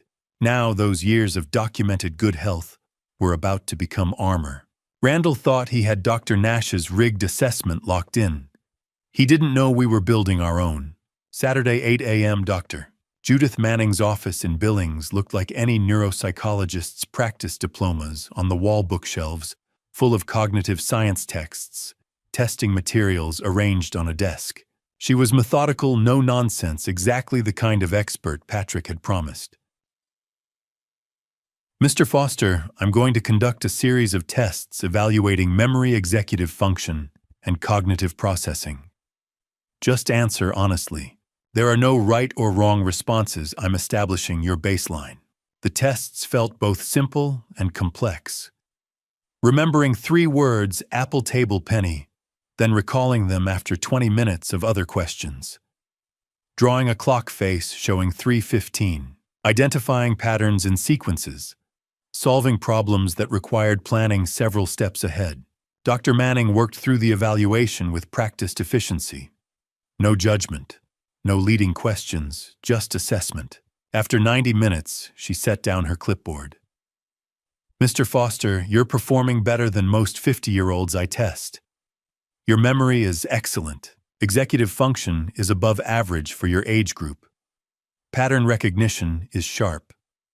Frankly, whoever suggested you needed guardianship evaluation hasn't spent 5 minutes actually assessing you. She typed notes into her computer. I'll have the written report to your attorney by Monday morning. But for your peace of mind, there is 0 evidence of cognitive decline. None. Saturday, 1 p.m. Dr. Nicholas Ford's practice occupied a quiet building in Bozeman. Geriatric psychiatry, the sign read. Patrick had chosen him specifically, 30 years evaluating elderly patients, reputation for objectivity. This evaluation felt different. More conversational, though I knew every question was calculated. How has your mood been lately? Complicated, family issues. Not tell me about that. I explained enough, son-in-law claiming I was declining daughter, believing him the discovery of the manipulation. Dr. Ford listened without interrupting, occasionally making notes. Then under significant stress then. Yet you're managing your ranch independently. Handling finances, maintaining property, caring for livestock. Every day for 43 years. He walked me through mental status questions, depression screening, anxiety assessment, testing my grip on reality, my understanding of the situation I faced. Finally, Mr. Foster, your cognitive function is remarkable. You're experiencing situational stress, which is entirely appropriate given what you've described. But there's no evidence of depression, no indication of impaired reality testing. You're not just competent, you're exceptionally clear-headed under circumstances that would break most people. Sunday, 9 a.m. Dr. Beverly Harper had been my physician for 15 years. She knew my medical history, had watched me age from 53 to 68 without significant issues. Patrick wanted her evaluation on record anyway. Comprehensive physical proving I wasn't just mentally sharp but physically capable. The examination was thorough. Blood pressure 128/78, exactly where it should be. Heart sounds strong, no arrhythmia. Lung capacity excellent. Reflexes normal. Gait steady, balance solid. Graham, you're healthier than people 20 years younger. Dr. Harper smiled, typing into her tablet. I'm documenting everything, your medication compliance, your annual checkups, your stable vitals over 15 years. Whoever's claiming you need supervised care is either lying or incompetent. She printed a summary, handed it to me. Give this to Patrick. I'll send the full evaluation Monday, but this covers the basics. You're fit, capable, and managing chronic conditions better than 90% of my patients. I sat in my truck afterward reviewing the written summaries all 3 doctors had provided. 3 specialists. 3 reports. All saying the same thing. Cognition intact. Physically capable, emotionally stable, fully competent. The irony hit hard. Randall had arranged Nash's evaluation to prove I was declining. Now I had 3 independent assessments proving the opposite. Nash's report would stand out like a sore thumb, a paid fiction contradicting objective medical reality. I called Patrick Sullivan, got the medical reports. How'd we do? Total victory. All 3 doctors said I'm competent. Dr. Manning called my cognition remarkable. Dr. Ford said I'm exceptionally clear-headed. Dr. Harper said I'm healthier than people 20 years younger. Patrick's satisfaction came through the phone. Excellent. Raymond's evaluations came back, the same 3 doctors, all confirming full capacity. Now Randall faces a problem. His paid evaluation against 6 independent ones. The math doesn't favor him. What about Nash? His reputation will be shredded. When the judge sees 3 neuropsychologists contradicting 1 paid hack, Nash's credibility evaporates. I'm also filing a complaint with the medical board. If he's done this to you and Raymond, he's done it to others. I felt the case strengthening around me like layers of protection. Medical evidence, financial forensics, recordings, community witnesses, every piece fitting together. Court date confirmed yet. Should be this week. I'll call when I know. Driving home, my phone buzzed. Text from Audrey. Randall just told me court date is confirmed. November 14th, 9 a.m., 2 weeks from today. He's celebrating. Said, it's finally happening. Dad, he thinks he's already won. I texted back, good. Overconfident opponents make mistakes. See you tomorrow?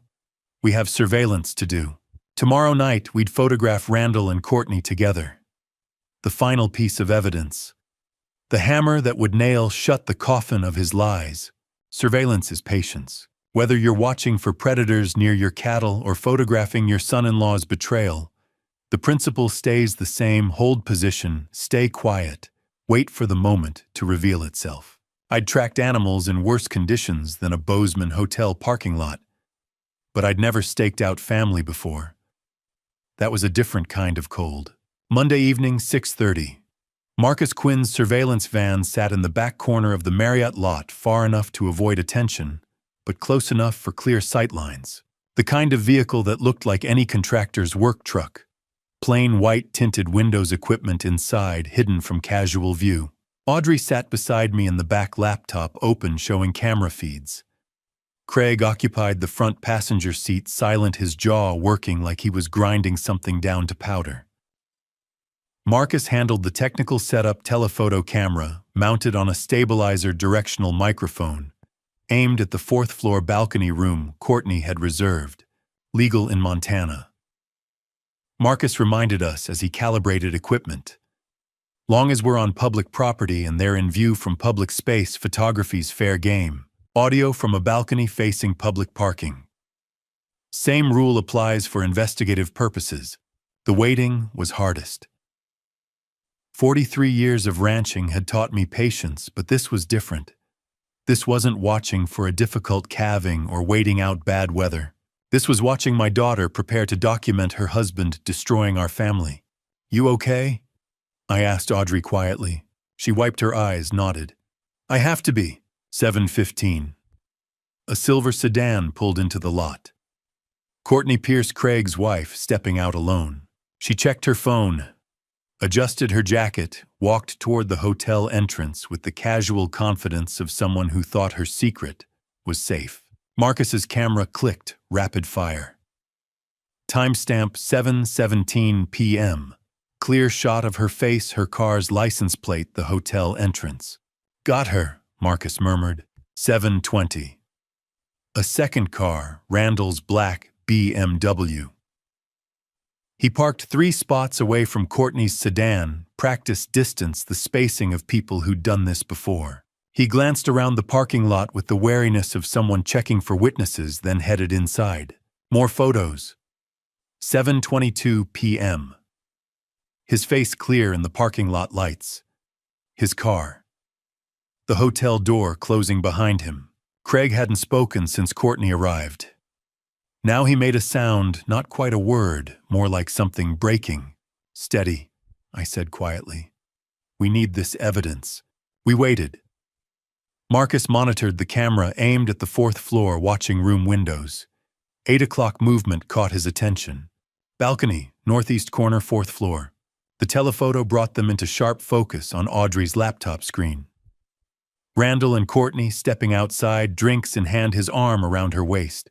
The kind of casual intimacy that came from 18 months of practice. Marcus activated the directional microphone, adjusted gain levels. "Audio's live, recording to redundant drives." Through the headphones we all wore, their voices came clear despite the distance. "You promised we'd be together after this." Courtney's voice plaintive. "We will be, but timing matters." Randall sounded patient, explaining something obvious. "If I divorce Audrey before the guardianship goes through, she gets half of nothing. If I wait until we control Graham's assets and Raymond's money, I can structure the divorce favorably. Claim financial hardship from elder care costs. The prenup has clauses for that." "You're using her." Randall laughed, casual, unbothered. "I'm calculating strategically. Don't you want real money? Or would you rather stay married to an accountant forever?" Craig's hand shot to the van's door handle.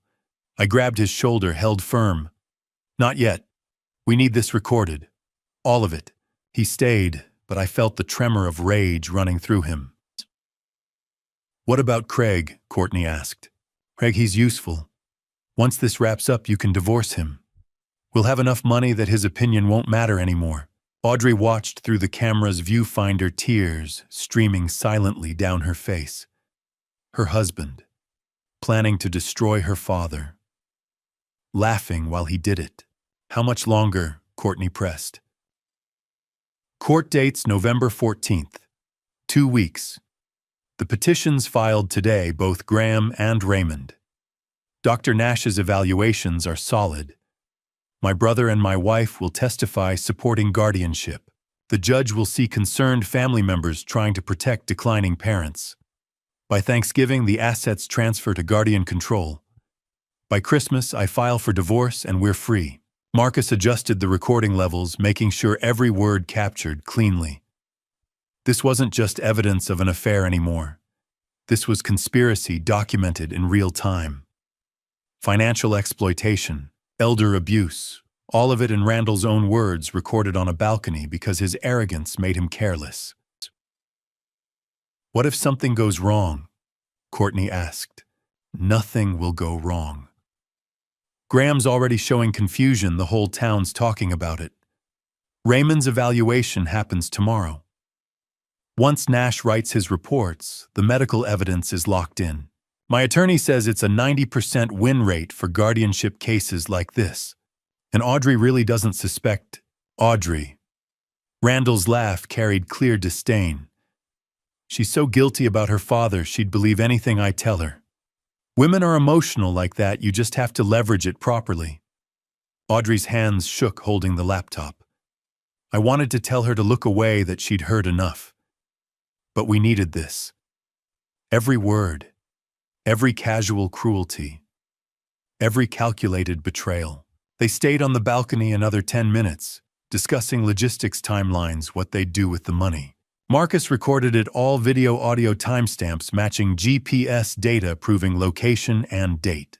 When they finally went back inside, Marcus secured the equipment copied files to 3 separate encrypted drives. Photos, timestamps, audio, he said, handing me a memory card. All legally obtained under Montana investigative statutes. This is nuclear Graham. Career ending for Nash, life-destroying for Randall. No court could ignore this. Audrey wiped her tears, her voice steadier than her hands. I have to go home. Act normal. Pretend I didn't just watch my marriage end through that hotel window. Can you do that? I asked. I've been doing it for weeks. She looked at me and I saw steel under the grief. One more night won't kill me, but it might kill him legally. Craig's voice came flat, emotionless. Tomorrow I call Raymond. Tell him it's time.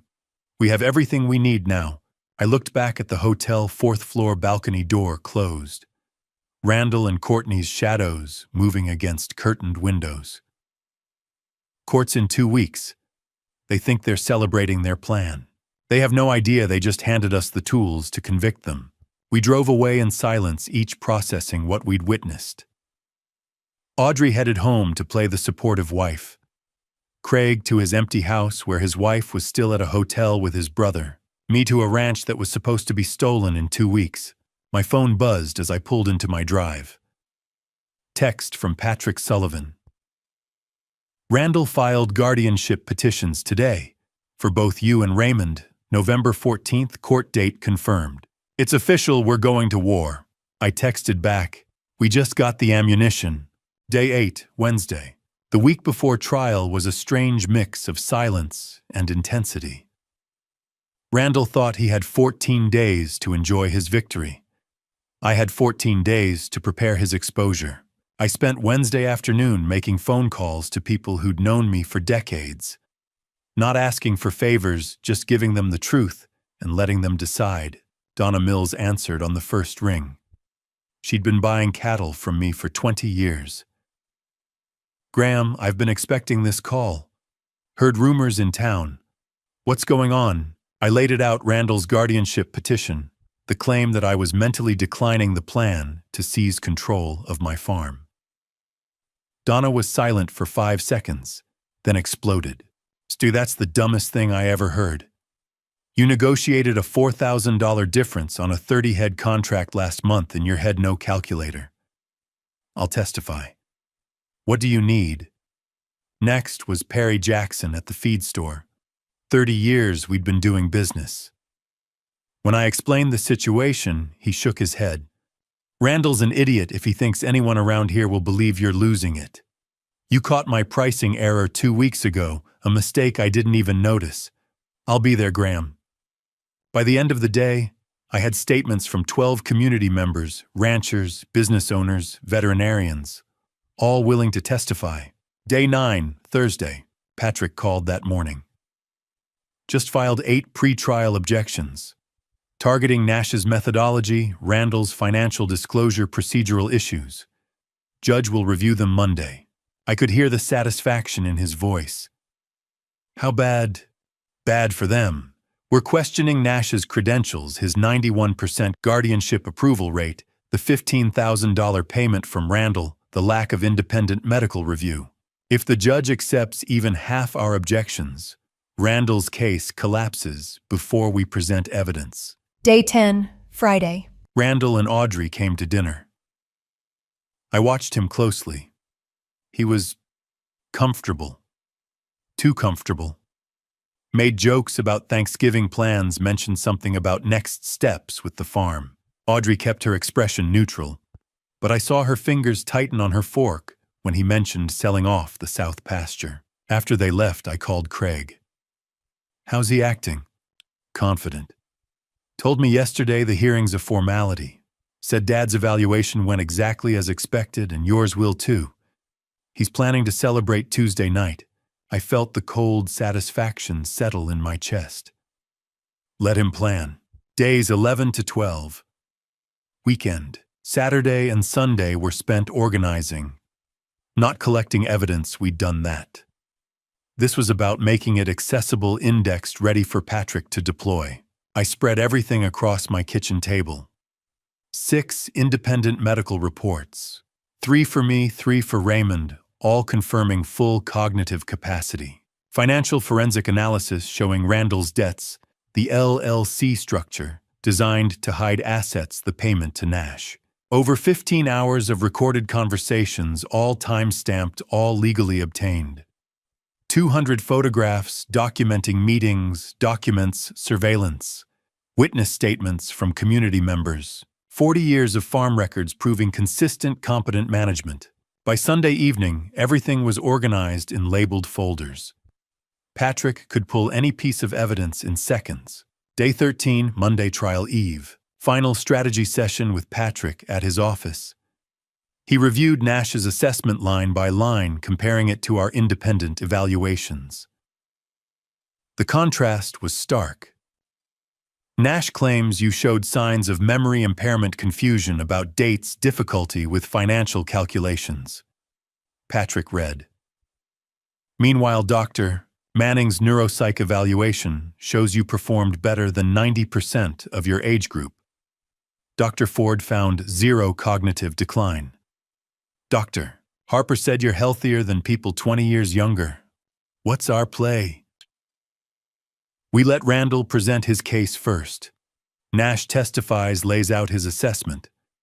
Audrey and Craig testify, initially supporting Randall, following the script. We don't object too aggressively. Let him think he's winning. Then we flip.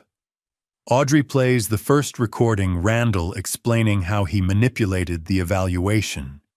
Craig follows with the financial evidence. We bring in our medical experts, community witnesses. By the time we're done, Randall won't just lose, he'll face potential fraud charges. That evening, I walked the farm under a sky full of stars. The air was cold, sharp, the kind of November night Vivian used to love. I thought about what we were risking. Not just the farm, though, that mattered, but legacy, trust, family. But I also thought about what we'd built. The evidence was overwhelming. The witnesses were solid. The strategy was sound. My phone buzzed. Group text from Patrick. Final check, everyone ready for tomorrow. Audrey, ready. Craig, ready. Raymond, ready. Let's finish this. I typed my reply. They have no idea what's waiting. The Bozeman courthouse looked like every government building I'd ever walked into, stone, imposing, designed to make you feel small before power. But I'd faced mountain storms and market collapses. A courtroom was just another test, and I'd studied for this one. Vivian always said justice was patient, never rushed. I kept that thought close as I walked through the metal detectors, past the marble columns, into the second-floor courtroom where my independence would be decided. 9 a.m. Court convenes. All rise. The Honorable Judge Carolyn Blake presiding. Judge Blake was in her early 60s, gray hair, pulled back tight, reading glasses perched on her nose. She had a reputation, 30 years on the bench, known for seeing through polished arguments to find ugly truth underneath. That reputation was about to matter more than Randall understood. Please be seated. We're here for case number 2024-CV-1847, petition for guardianship of Graham Foster and Raymond Pierce. Counsel, state your appearances. Deborah Collins stood first. Mid-40s, expensive suit briefcase that probably cost more than a month's feed. Deborah Collins for petitioner Randall Pierce, Your Honor. Patrick rose beside me. Patrick Sullivan for respondents, Graham Foster and Raymond Pierce, Your Honor. I glanced across the aisle. Randall sat behind his attorney's shoulders, relaxed, small smile playing at his mouth. He wore a dark suit, looked concerned and responsible. The performance of a devoted son-in-law worried about his aging father-in-law. Behind him, Craig sat stone-faced. Audrey was in the gallery, hands folded in her lap, expression neutral. 9:15 a.m. Opening statement. Ms. Collins, you may proceed. Deborah stood, moved to the center of the courtroom. Thank you, Your Honor. This is a painful case about families protecting their loved ones. She painted the picture carefully. Graham Foster, devoted rancher, hard-working man, but showing troubling signs of decline. Memory lapses, confusion about dates, poor judgment. Raymond Pierce, retired principal widower, similarly struggling with cognitive issues that put him at risk. These families aren't acting out of greed, Your Honor. They're acting out of love and concern. They want to ensure their fathers receive proper care before tragedy strikes. Professional, sympathetic. If I didn't know the truth, I might have believed it myself. 9:30 a.m. Dr. Nash takes the stand. The petitioner calls Dr. Clifford Nash. Nash walked to the witness stand with practiced confidence. Mid-60s, silver hair, wire-rimmed glasses. He looked exactly like what he was supposed to be, an expert. After the oath, Deborah began. Dr. Nash, please describe your evaluation of Graham Foster. I conducted a comprehensive geriatric psychiatric assessment on October 28th. Mr. Foster exhibited significant cognitive decline. Memory deficits, he couldn't recall our previous conversation. Impaired judgment, confusion about financial matters. Disorientation regarding time and place. He spoke in measured tones, citing test results, clinical observations. To anyone who didn't know better, it sounded authoritative. And your recommendation? Mr. Foster requires supervised living arrangements and professional asset management. His current independence poses safety risks to himself and potentially others. I watched the judge take notes. Patrick sat still beside me, face unreadable.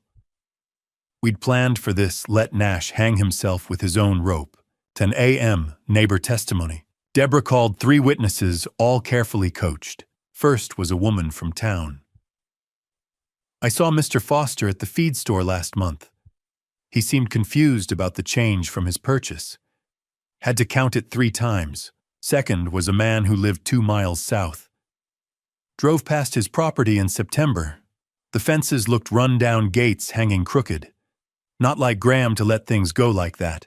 Third was someone who claimed to know Audrey. She mentioned her father was forgetting conversations, repeating himself. She seemed really worried. All lies. All delivered with concerned, sympathetic expressions. Randall's smile grew wider. 10:30 a.m. The turn. The petitioner calls Audrey Pierce. My daughter stood, walked to the witness stand. She wore a navy suit, hair pulled back, lawyer mode, fully engaged. She didn't look at me as she was sworn in. Ms. Pierce, you've known your father your entire life. Have you noticed recent changes in his behavior? Audrey's voice was steady, too steady. I recognized it as her courtroom voice, the one she used when she was playing a role. Yes, I have. The room went quiet. Raymond glanced at me. I nodded slightly, trust the plan. What changes have you observed? Memory lapses, difficulty with dates, confusion about conversations we'd had. Randall settled back in his chair. Craig showed no emotion behind him. Do you believe your father needs help? Audrey paused, looked at me. Our eyes met across the courtroom. Actually, the silence stretched. Randall leaned forward, slightly expectant. Audrey took a breath. Actually, I need to correct my previous statements. The courtroom stirred. Randall's face confusion. I was about to say, I believe my father needs help, but I can't. Because nothing I just said was true. The courtroom erupted. Randall half rose from his seat. Audrey, what are you? Judge Blake's gavel cracked. Order Ms. Pierce, explain yourself. Audrey reached into her purse, pulled out her phone. Your Honor, I'd like to submit evidence. Recordings made over the past 3 weeks of Randall Pierce confessing to a fraudulent conspiracy. Randall's face shock shifting to fury. Deborah Collins shot to her feet. Objection, Your Honor. This witness was called by the petitioner. Patrick Sullivan rose smoothly. Your Honor, Ms. Pierce is actually our witness. She's been cooperating with the respondent's investigation. We also have testimony from Craig Pierce. The judge looked toward Craig, who stood and walked forward. I watched Randall's face as his brother approached the witness stand. Betrayal written clear across his features. Craig. Randall's voice cracked.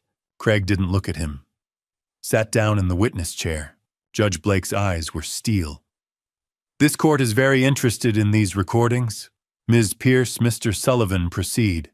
In the cattle business, you learn that truth is stronger than lies. Lies need maintenance justification, more lies stacked on top. Truth just sits there solid as fence posts waiting to be witnessed. Vivian used to say recordings don't forget or embellish. They just exist exactly as they are. Today, Randall's own words would prove that. 11 a.m., Craig's testimony. Patrick stood. Mr. Pierce, you initially participated in this guardianship petition. Why? Craig's voice was steady, controlled. Because my brother manipulated me. He told me our father was declining, that we were protecting him. I believed him because he's my brother. Randall stared, unable to process what was happening. When did you learn the truth? 2 weeks ago. Graham Foster showed me evidence that Randall had been having an affair with my wife for the past 18 months. The courtroom exploded. Courtney, sitting in the gallery, began crying. Randall shot to his feet. That's not... Judge Blake's gavel cracked like lightning. Mr. Pierce, sit down immediately. Craig continued, his voice carrying over the chaos. After I learned about the affair, I realized Randall was using my wife to keep me compliant.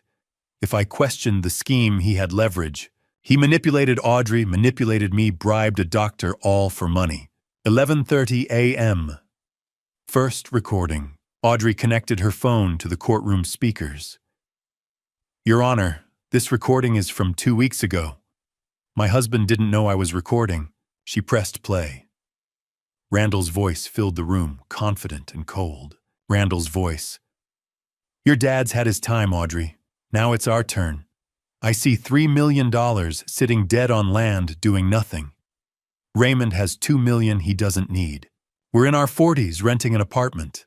I'm taking the opportunity. Audrey's voice. What about Courtney? Randall's voice. She's a convenient tool.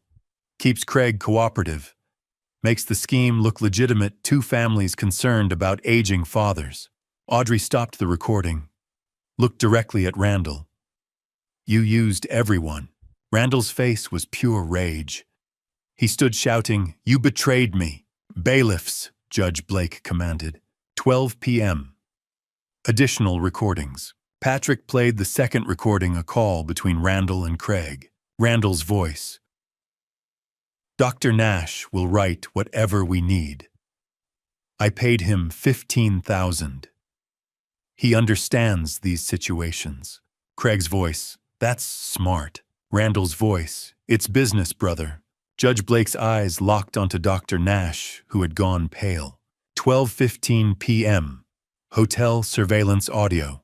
Your Honor, we also have audio from a private detective's surveillance legally obtained. The balcony conversation played. Randall's voice. If I divorce Audrey before we have guardianship, she gets half of nothing. If I wait until we control the assets, I can structure the divorce favorably. Courtney's voice. You're using her. Randall's voice, laughing. I'm strategizing. Don't you want real money? Audrey watched Randall's face as his plans were exposed to the entire courtroom. The climax. Judge Blake's voice cut through the chaos like steel through fog. I've heard enough. Mr. Pierce, you attempted to use this court to steal from your own family.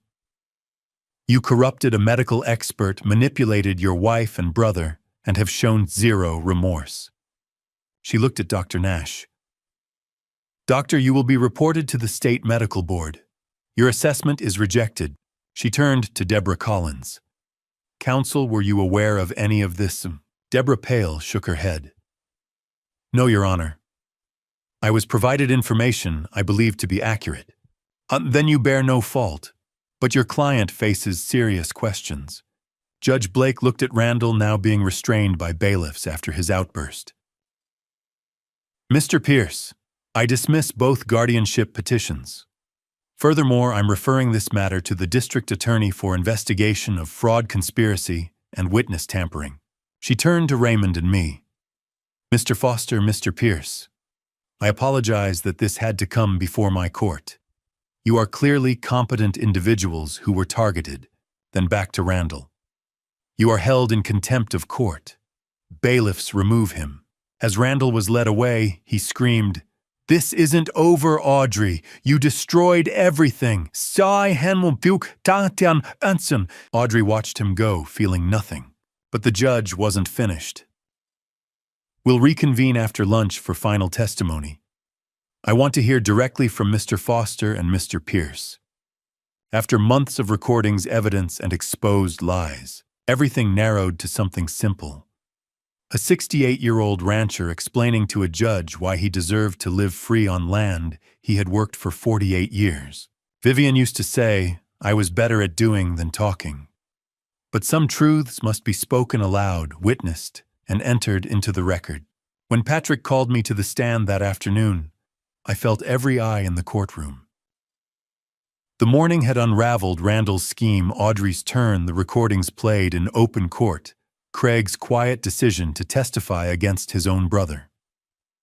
Now it was my turn.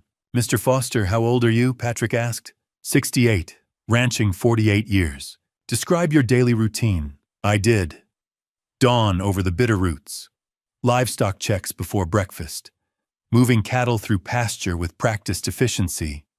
Equipment maintenance, tractors and fence lines don't repair themselves. Afternoon, financial management, reviewing cattle prices, planning feed purchases, adjusting seasonal budgets. Decisions shaped by decades of experience, not confusion. How large is your operation? 280 acres. Grazing pasture, hayfields, full facilities. 120 head of Black Angus. I've managed it alone since my wife died 5 years ago. Any difficulty managing it? I met the judge's gaze. Montana winters hit 40 below. Markets rise and fall. Equipment fails at the worst moments. That's ranching. Difficult doesn't mean incapable. I handle what comes. Patrick let the words settle before holding up the medical reports. 3 independent physicians evaluated you this weekend. All found normal cognitive function. How do you explain, Doctor? Nash's conclusion. Dr. Nash never examined me, I said. You can't diagnose a man you've never met. He wrote what he was paid to write. Patrick then presented 40 years of records. Financial statements filled the courtroom screen, neat columns, accurate figures, decades of documented transactions. Livestock logs followed vaccination schedules, breeding programs, weight gains reflecting professional management. Maintenance records appeared current, organized, thorough. Tax returns filed on time every year. Bank statements showing independent deposits, withdrawals, and transfers. Are these the records of a declining man? Patrick asked. Judge Blake spoke before opposing counsel could object. I can read the records. Continue. Community witnesses followed. Donna Mills described how I diagnosed her tractor's fuel injection problem last month, saving her hundreds. Perry Jackson from the feed store testified my account was balanced to the penny. Dr. Roger Bailey, county veterinarian, confirmed my herd was among the healthiest in the region because of attentive professional care. They were not there to flatter. They stated facts. Raymond testified next with the steady voice of a former principal. He detailed his independent finances, his volunteer work, his active community life. His story mirrored mine, two competent men targeted not for incapacity, but for assets. He explained the scheme plainly driven by greed, not concern. After Raymond stepped down, Judge Blake reviewed the evidence in silence. Papers shuffled softly. The screen still displayed decades of documented competence. Randall's chair sat empty. He had been removed earlier for contempt. Finally, the judge spoke. I have presided over guardianship cases for 30 years, she began. Some are legitimate families protecting loved ones who can no longer protect themselves. This is not one of those cases. She looked from Raymond to me. You are both clearly competent. Your medical evaluations, financial records, and testimony establish that beyond doubt. More than competent, you are thriving. Mr. Foster, your ranch operations demonstrate remarkable capability. Mr. Pierce, your financial management is exemplary. Her gaze shifted toward the empty chair. What occurred here was not protection. It was a conspiracy to steal disguised as concern. Mr. Randall Pierce attempted to misuse guardianship laws to seize control of millions of dollars. He manipulated family members, sought to corrupt medical evaluation, and displayed no remorse when confronted. Then she turned to Audrey. Ms. Pierce, your father is fortunate. Not every family has someone willing to choose truth over comfort. You corrected a wrong. Audrey's eyes filled, but she did not look away. I dismiss both guardianship petitions with prejudice, Judge Blake continued. I order Mr. Randall Pierce to have no contact with Graham Foster or Raymond Pierce. I refer this matter to the district attorney for investigation. Mr. Pierce will pay all court costs and attorney fees. The gavel struck once. These men retain their freedom, their property, and their dignity. Court adjourned. The room slowly exhaled. Audrey reached me first, wrapping her arms around me. Dad, I'm sorry. I held her. You came back. That's what matters. Craig approached, face tight but steady. Thank you for showing me the truth. Raymond joined us, and for the first time in months I saw him smile without strain. Graham, we won. We did. Patrick stepped forward, practical as ever. The district attorney will request statements. Randall faces serious charges, fraud, conspiracy, possibly more. Legally, proceedings continue. But your guardianship threat is finished. Freedom. That word carried weight. I looked at Audrey. Are you ready for what comes next? She wiped her eyes and nodded. Divorce. Rebuilding. Doing it right this time. Raymond placed a hand on Craig's shoulder. The fracture in that family would take time, but truth had given it a foundation. The courtroom emptied around us lawyers collecting files, observers whispering the echo of finality still hanging in the air. I thought about the ranch waiting at home, fences needing inspection, cattle unaware of courtrooms and conspiracies, life continuing steady and real.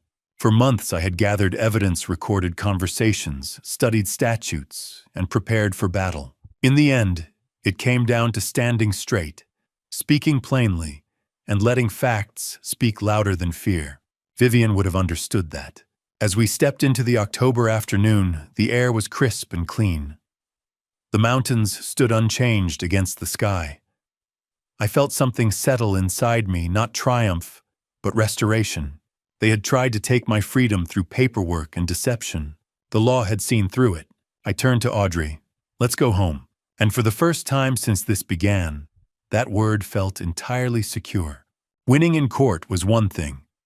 Living with what you'd won and what you'd lost was another. The farm was still mine. Freedom was mine. But Audrey's marriage was over, Craig's life was shattered, and Randall would face consequences that would stretch for years. Vivian always said every victory had its cost. But some costs were worth paying. The morning after the trial, I watched the brief news segment showing Randall being arrested at his attorney's office. The charges were read in clinical language: conspiracy to defraud, elder exploitation, witness tampering. I felt no joy watching him led away in handcuffs, just a weary relief that spread through my chest, like warmth after coming in from the cold. By Saturday, Audrey arrived at the farm with her car packed full of boxes. She stood in the driveway for a long moment before speaking. "I can't stay in that house anymore, Dad.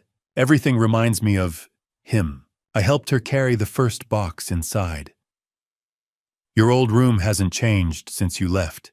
She looked around the house, the kitchen where Vivian used to bake bread, the living room with the stone fireplace we'd built together, the hallway lined with family photos from better times. Her eyes filled with tears. "How do I rebuild from this wreckage?" I set the box down and looked at my daughter. "Same way you build anything. One day at a time." Sunday brought a different kind of validation. At church, members of the community approached us in the parking lot afterward. Perry Jackson shook my hand firmly. "Proud you stood up, Graham." Donna Mills hugged Audrey. "He got what he deserved." Dr. Bailey clasped my shoulder. "Your family's in our prayers." It was small-town justice, public vindication that mattered more than I'd expected. Monday morning, Audrey drove to Bozeman to meet with a divorce attorney. She came back that evening looking exhausted but determined. "He says it's straightforward," she told me over dinner. "Montana law includes adultery as grounds. With the affair evidence and the criminal charges, there shouldn't be complications. Minimum 6 months, though. 6 months to legally end what had already been destroyed." I nodded, passed her the potatoes, and we ate in the comfortable silence of people who understood that some things didn't need words. Tuesday's call from Craig came while I was fixing a fence gate that had been sticking.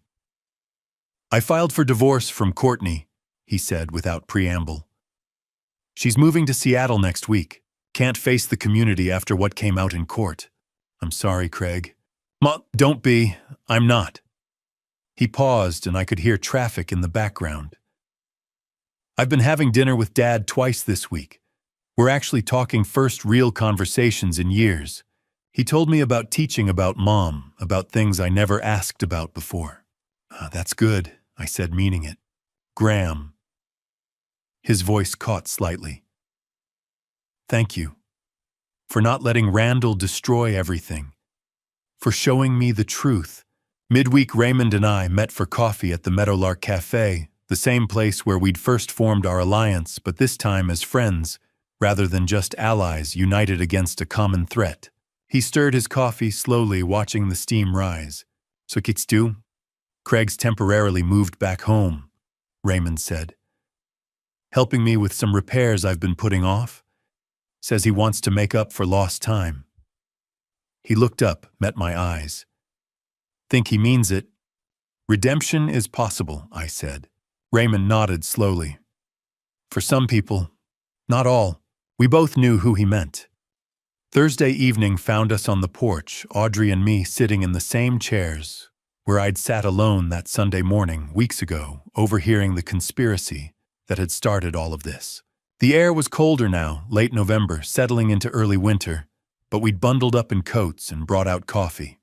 "I keep thinking about how close we came," Audrey said quietly, watching the stars emerge over the Bitterroot Mountains. "If you hadn't forgotten your hearing aid that morning, or if I'd confronted you immediately instead of investigating, or if I'd been too scared to wear that recorder, or if Craig hadn't chosen his father over his brother." The silence stretched between us, comfortable now, filled with Montana stars and the distant sound of cattle settling for the night. "Dad." Audrey's voice was small, younger than her 38 years. Do you forgive me? I looked at my daughter, complicated career, marriage ending, living in her childhood bedroom, with boxes she hadn't yet unpacked. She'd made terrible choices, believed lies, nearly participated in destroying me.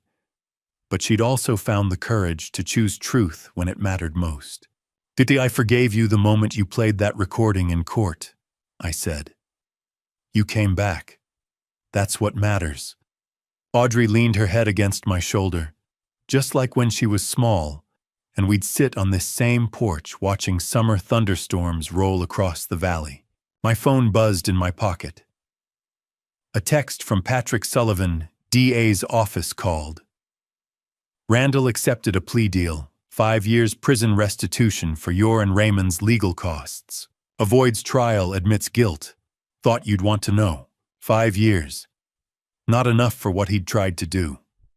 But justice of a kind. I texted back, thanks.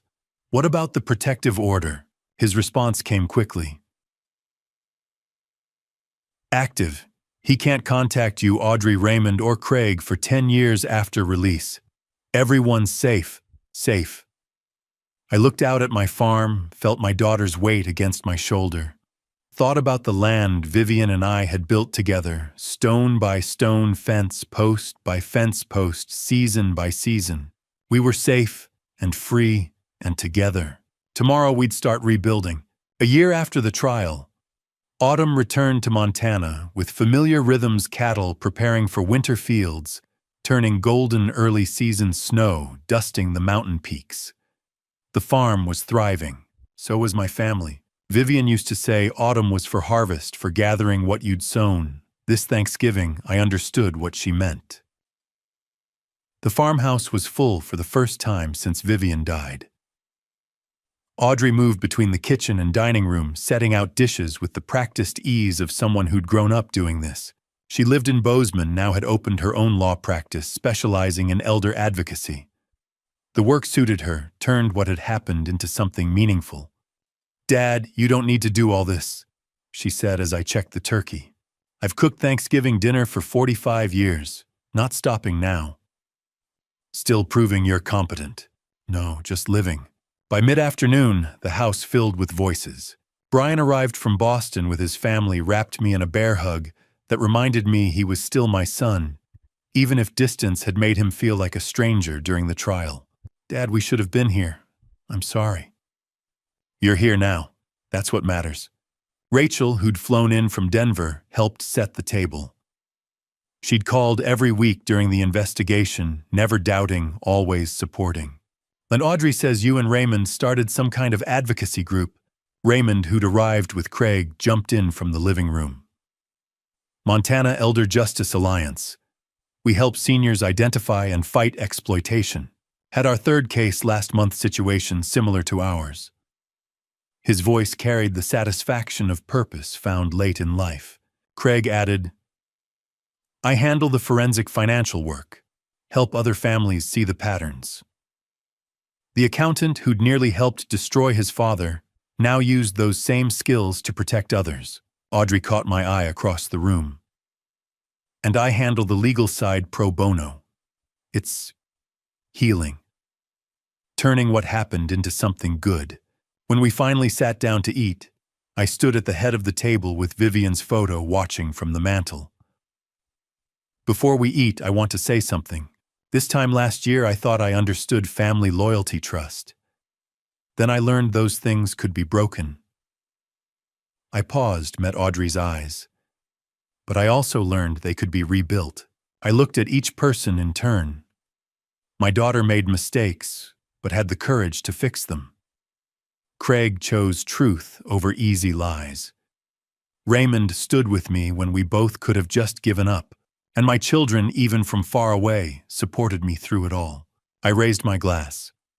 This year I'm grateful for truth, for courage, for family that came back, and for second chances. After dinner, Audrey and I walked outside onto the same porch, where everything had started, the same view stretching before us under different stars. You know what the hardest part is, Audrey said quietly. Not the divorce, not changing careers. It's living with the truth that I almost helped him destroy you. But you didn't. Only because you were smarter than he thought. If you'd been a little less capable, a little less strategic. But I wasn't. That's the point, Audrey. Randall made the same mistake so many others make, assuming age equals decline. That 68 means helpless. That gray hair means easy target. The Montana wind carried the scent of hay, of cattle, of land I'd worked for nearly 5 decades. Your mother and I built this farm from nothing, survived droughts, market crashes, and 3 teenage children. I smiled. Takes more than a manipulative son-in-law to take me down. Audrey laughed, the first real laugh I'd heard from her in months. I love you, Dad. I love you too, sweetheart. Through the window, I watched my family. Raymond and Craig, with their relationship rebuilt, laughing together. Brian's children running circles around the dining table, the next generation. Rachel showing Audrey something on her phone, both of them smiling. Vivian's photo, watching it all from the mantel. I kept it, I whispered to her picture. The farm, the family, everything we built. Wasn't easy, but I kept it. The land stretched dark beneath the stars. My land, my home, my life still mine, earned through 68 years of living, 48 years of ranching, and one strategic battle against people who thought I was too old to defend myself. I'm 68 years old, not finished, not declining, not going anywhere. And anyone who thinks otherwise will ask Randall how that worked out. I stepped back inside to my family, to the Thanksgiving dinner, to the life I'd fought to keep. Looking back at this family story, I realize how close I came to losing everything. Not because I was incapable, but because someone assumed my age made me vulnerable. If you're watching this and you see yourself in my situation, learn from what I did right and what I did wrong. Don't wait until you overhear a conspiracy to protect yourself. Document everything now. Build relationships with your community. Keep your medical records current. And most importantly, don't assume family loyalty means you're safe from exploitation. This dad revenge wasn't about anger. It was about strategic defense. When Randall targeted me, he made a fundamental miscalculation. He thought gray hair meant an easy mark. What he didn't account for was 48 years of problem-solving crisis management and the kind of patience that only comes with age. My advice: if you're facing something similar, don't confront immediately. Gather evidence first. Build your case quietly. Find allies who understand the stakes. Here's what this family story taught me about human nature: greed can corrupt anyone, but redemption is possible for those willing to choose truth. Audrey made terrible mistakes, but she found the courage to correct them. Craig was manipulated, but he learned to see clearly. Not everyone gets that chance. Randall certainly didn't take it, but those who do deserve our support as they rebuild. I'm a man of faith, and I believe God puts challenges in our path, not to break us, but to strengthen us. This trial tested everything I thought I knew about family trust and my own capabilities. But it also revealed blessings I hadn't recognized: a community that stood with me, a daughter who chose integrity over comfort, and the resilience that comes from a life well lived. My dad revenge ended up being more than just protecting my farm. It became about protecting others. The Montana Elder Justice Alliance now helps families recognize exploitation before it's too late. That's the real victory: turning pain into purpose, using experience to serve others. So here's my challenge to you. If this story resonated, drop a comment below telling me what you would have done differently. Would you have confronted immediately, or would you have investigated like I did? Share this video with anyone who might be facing elder exploitation. Every parent deserves to age with dignity. And if you want to hear more stories about standing up for what's right, hit that subscribe button. Your support helps us reach families who need this information. Thank you for following my journey to the very end. I appreciate every one of you who invested time in this family story. Before you go, I need to mention upcoming stories may contain some fictionalized elements created for educational purposes. If that's not your preference, feel free to explore other content that better suits your interests. But if you're ready for real talk about real challenges, stick around, because we're just getting started.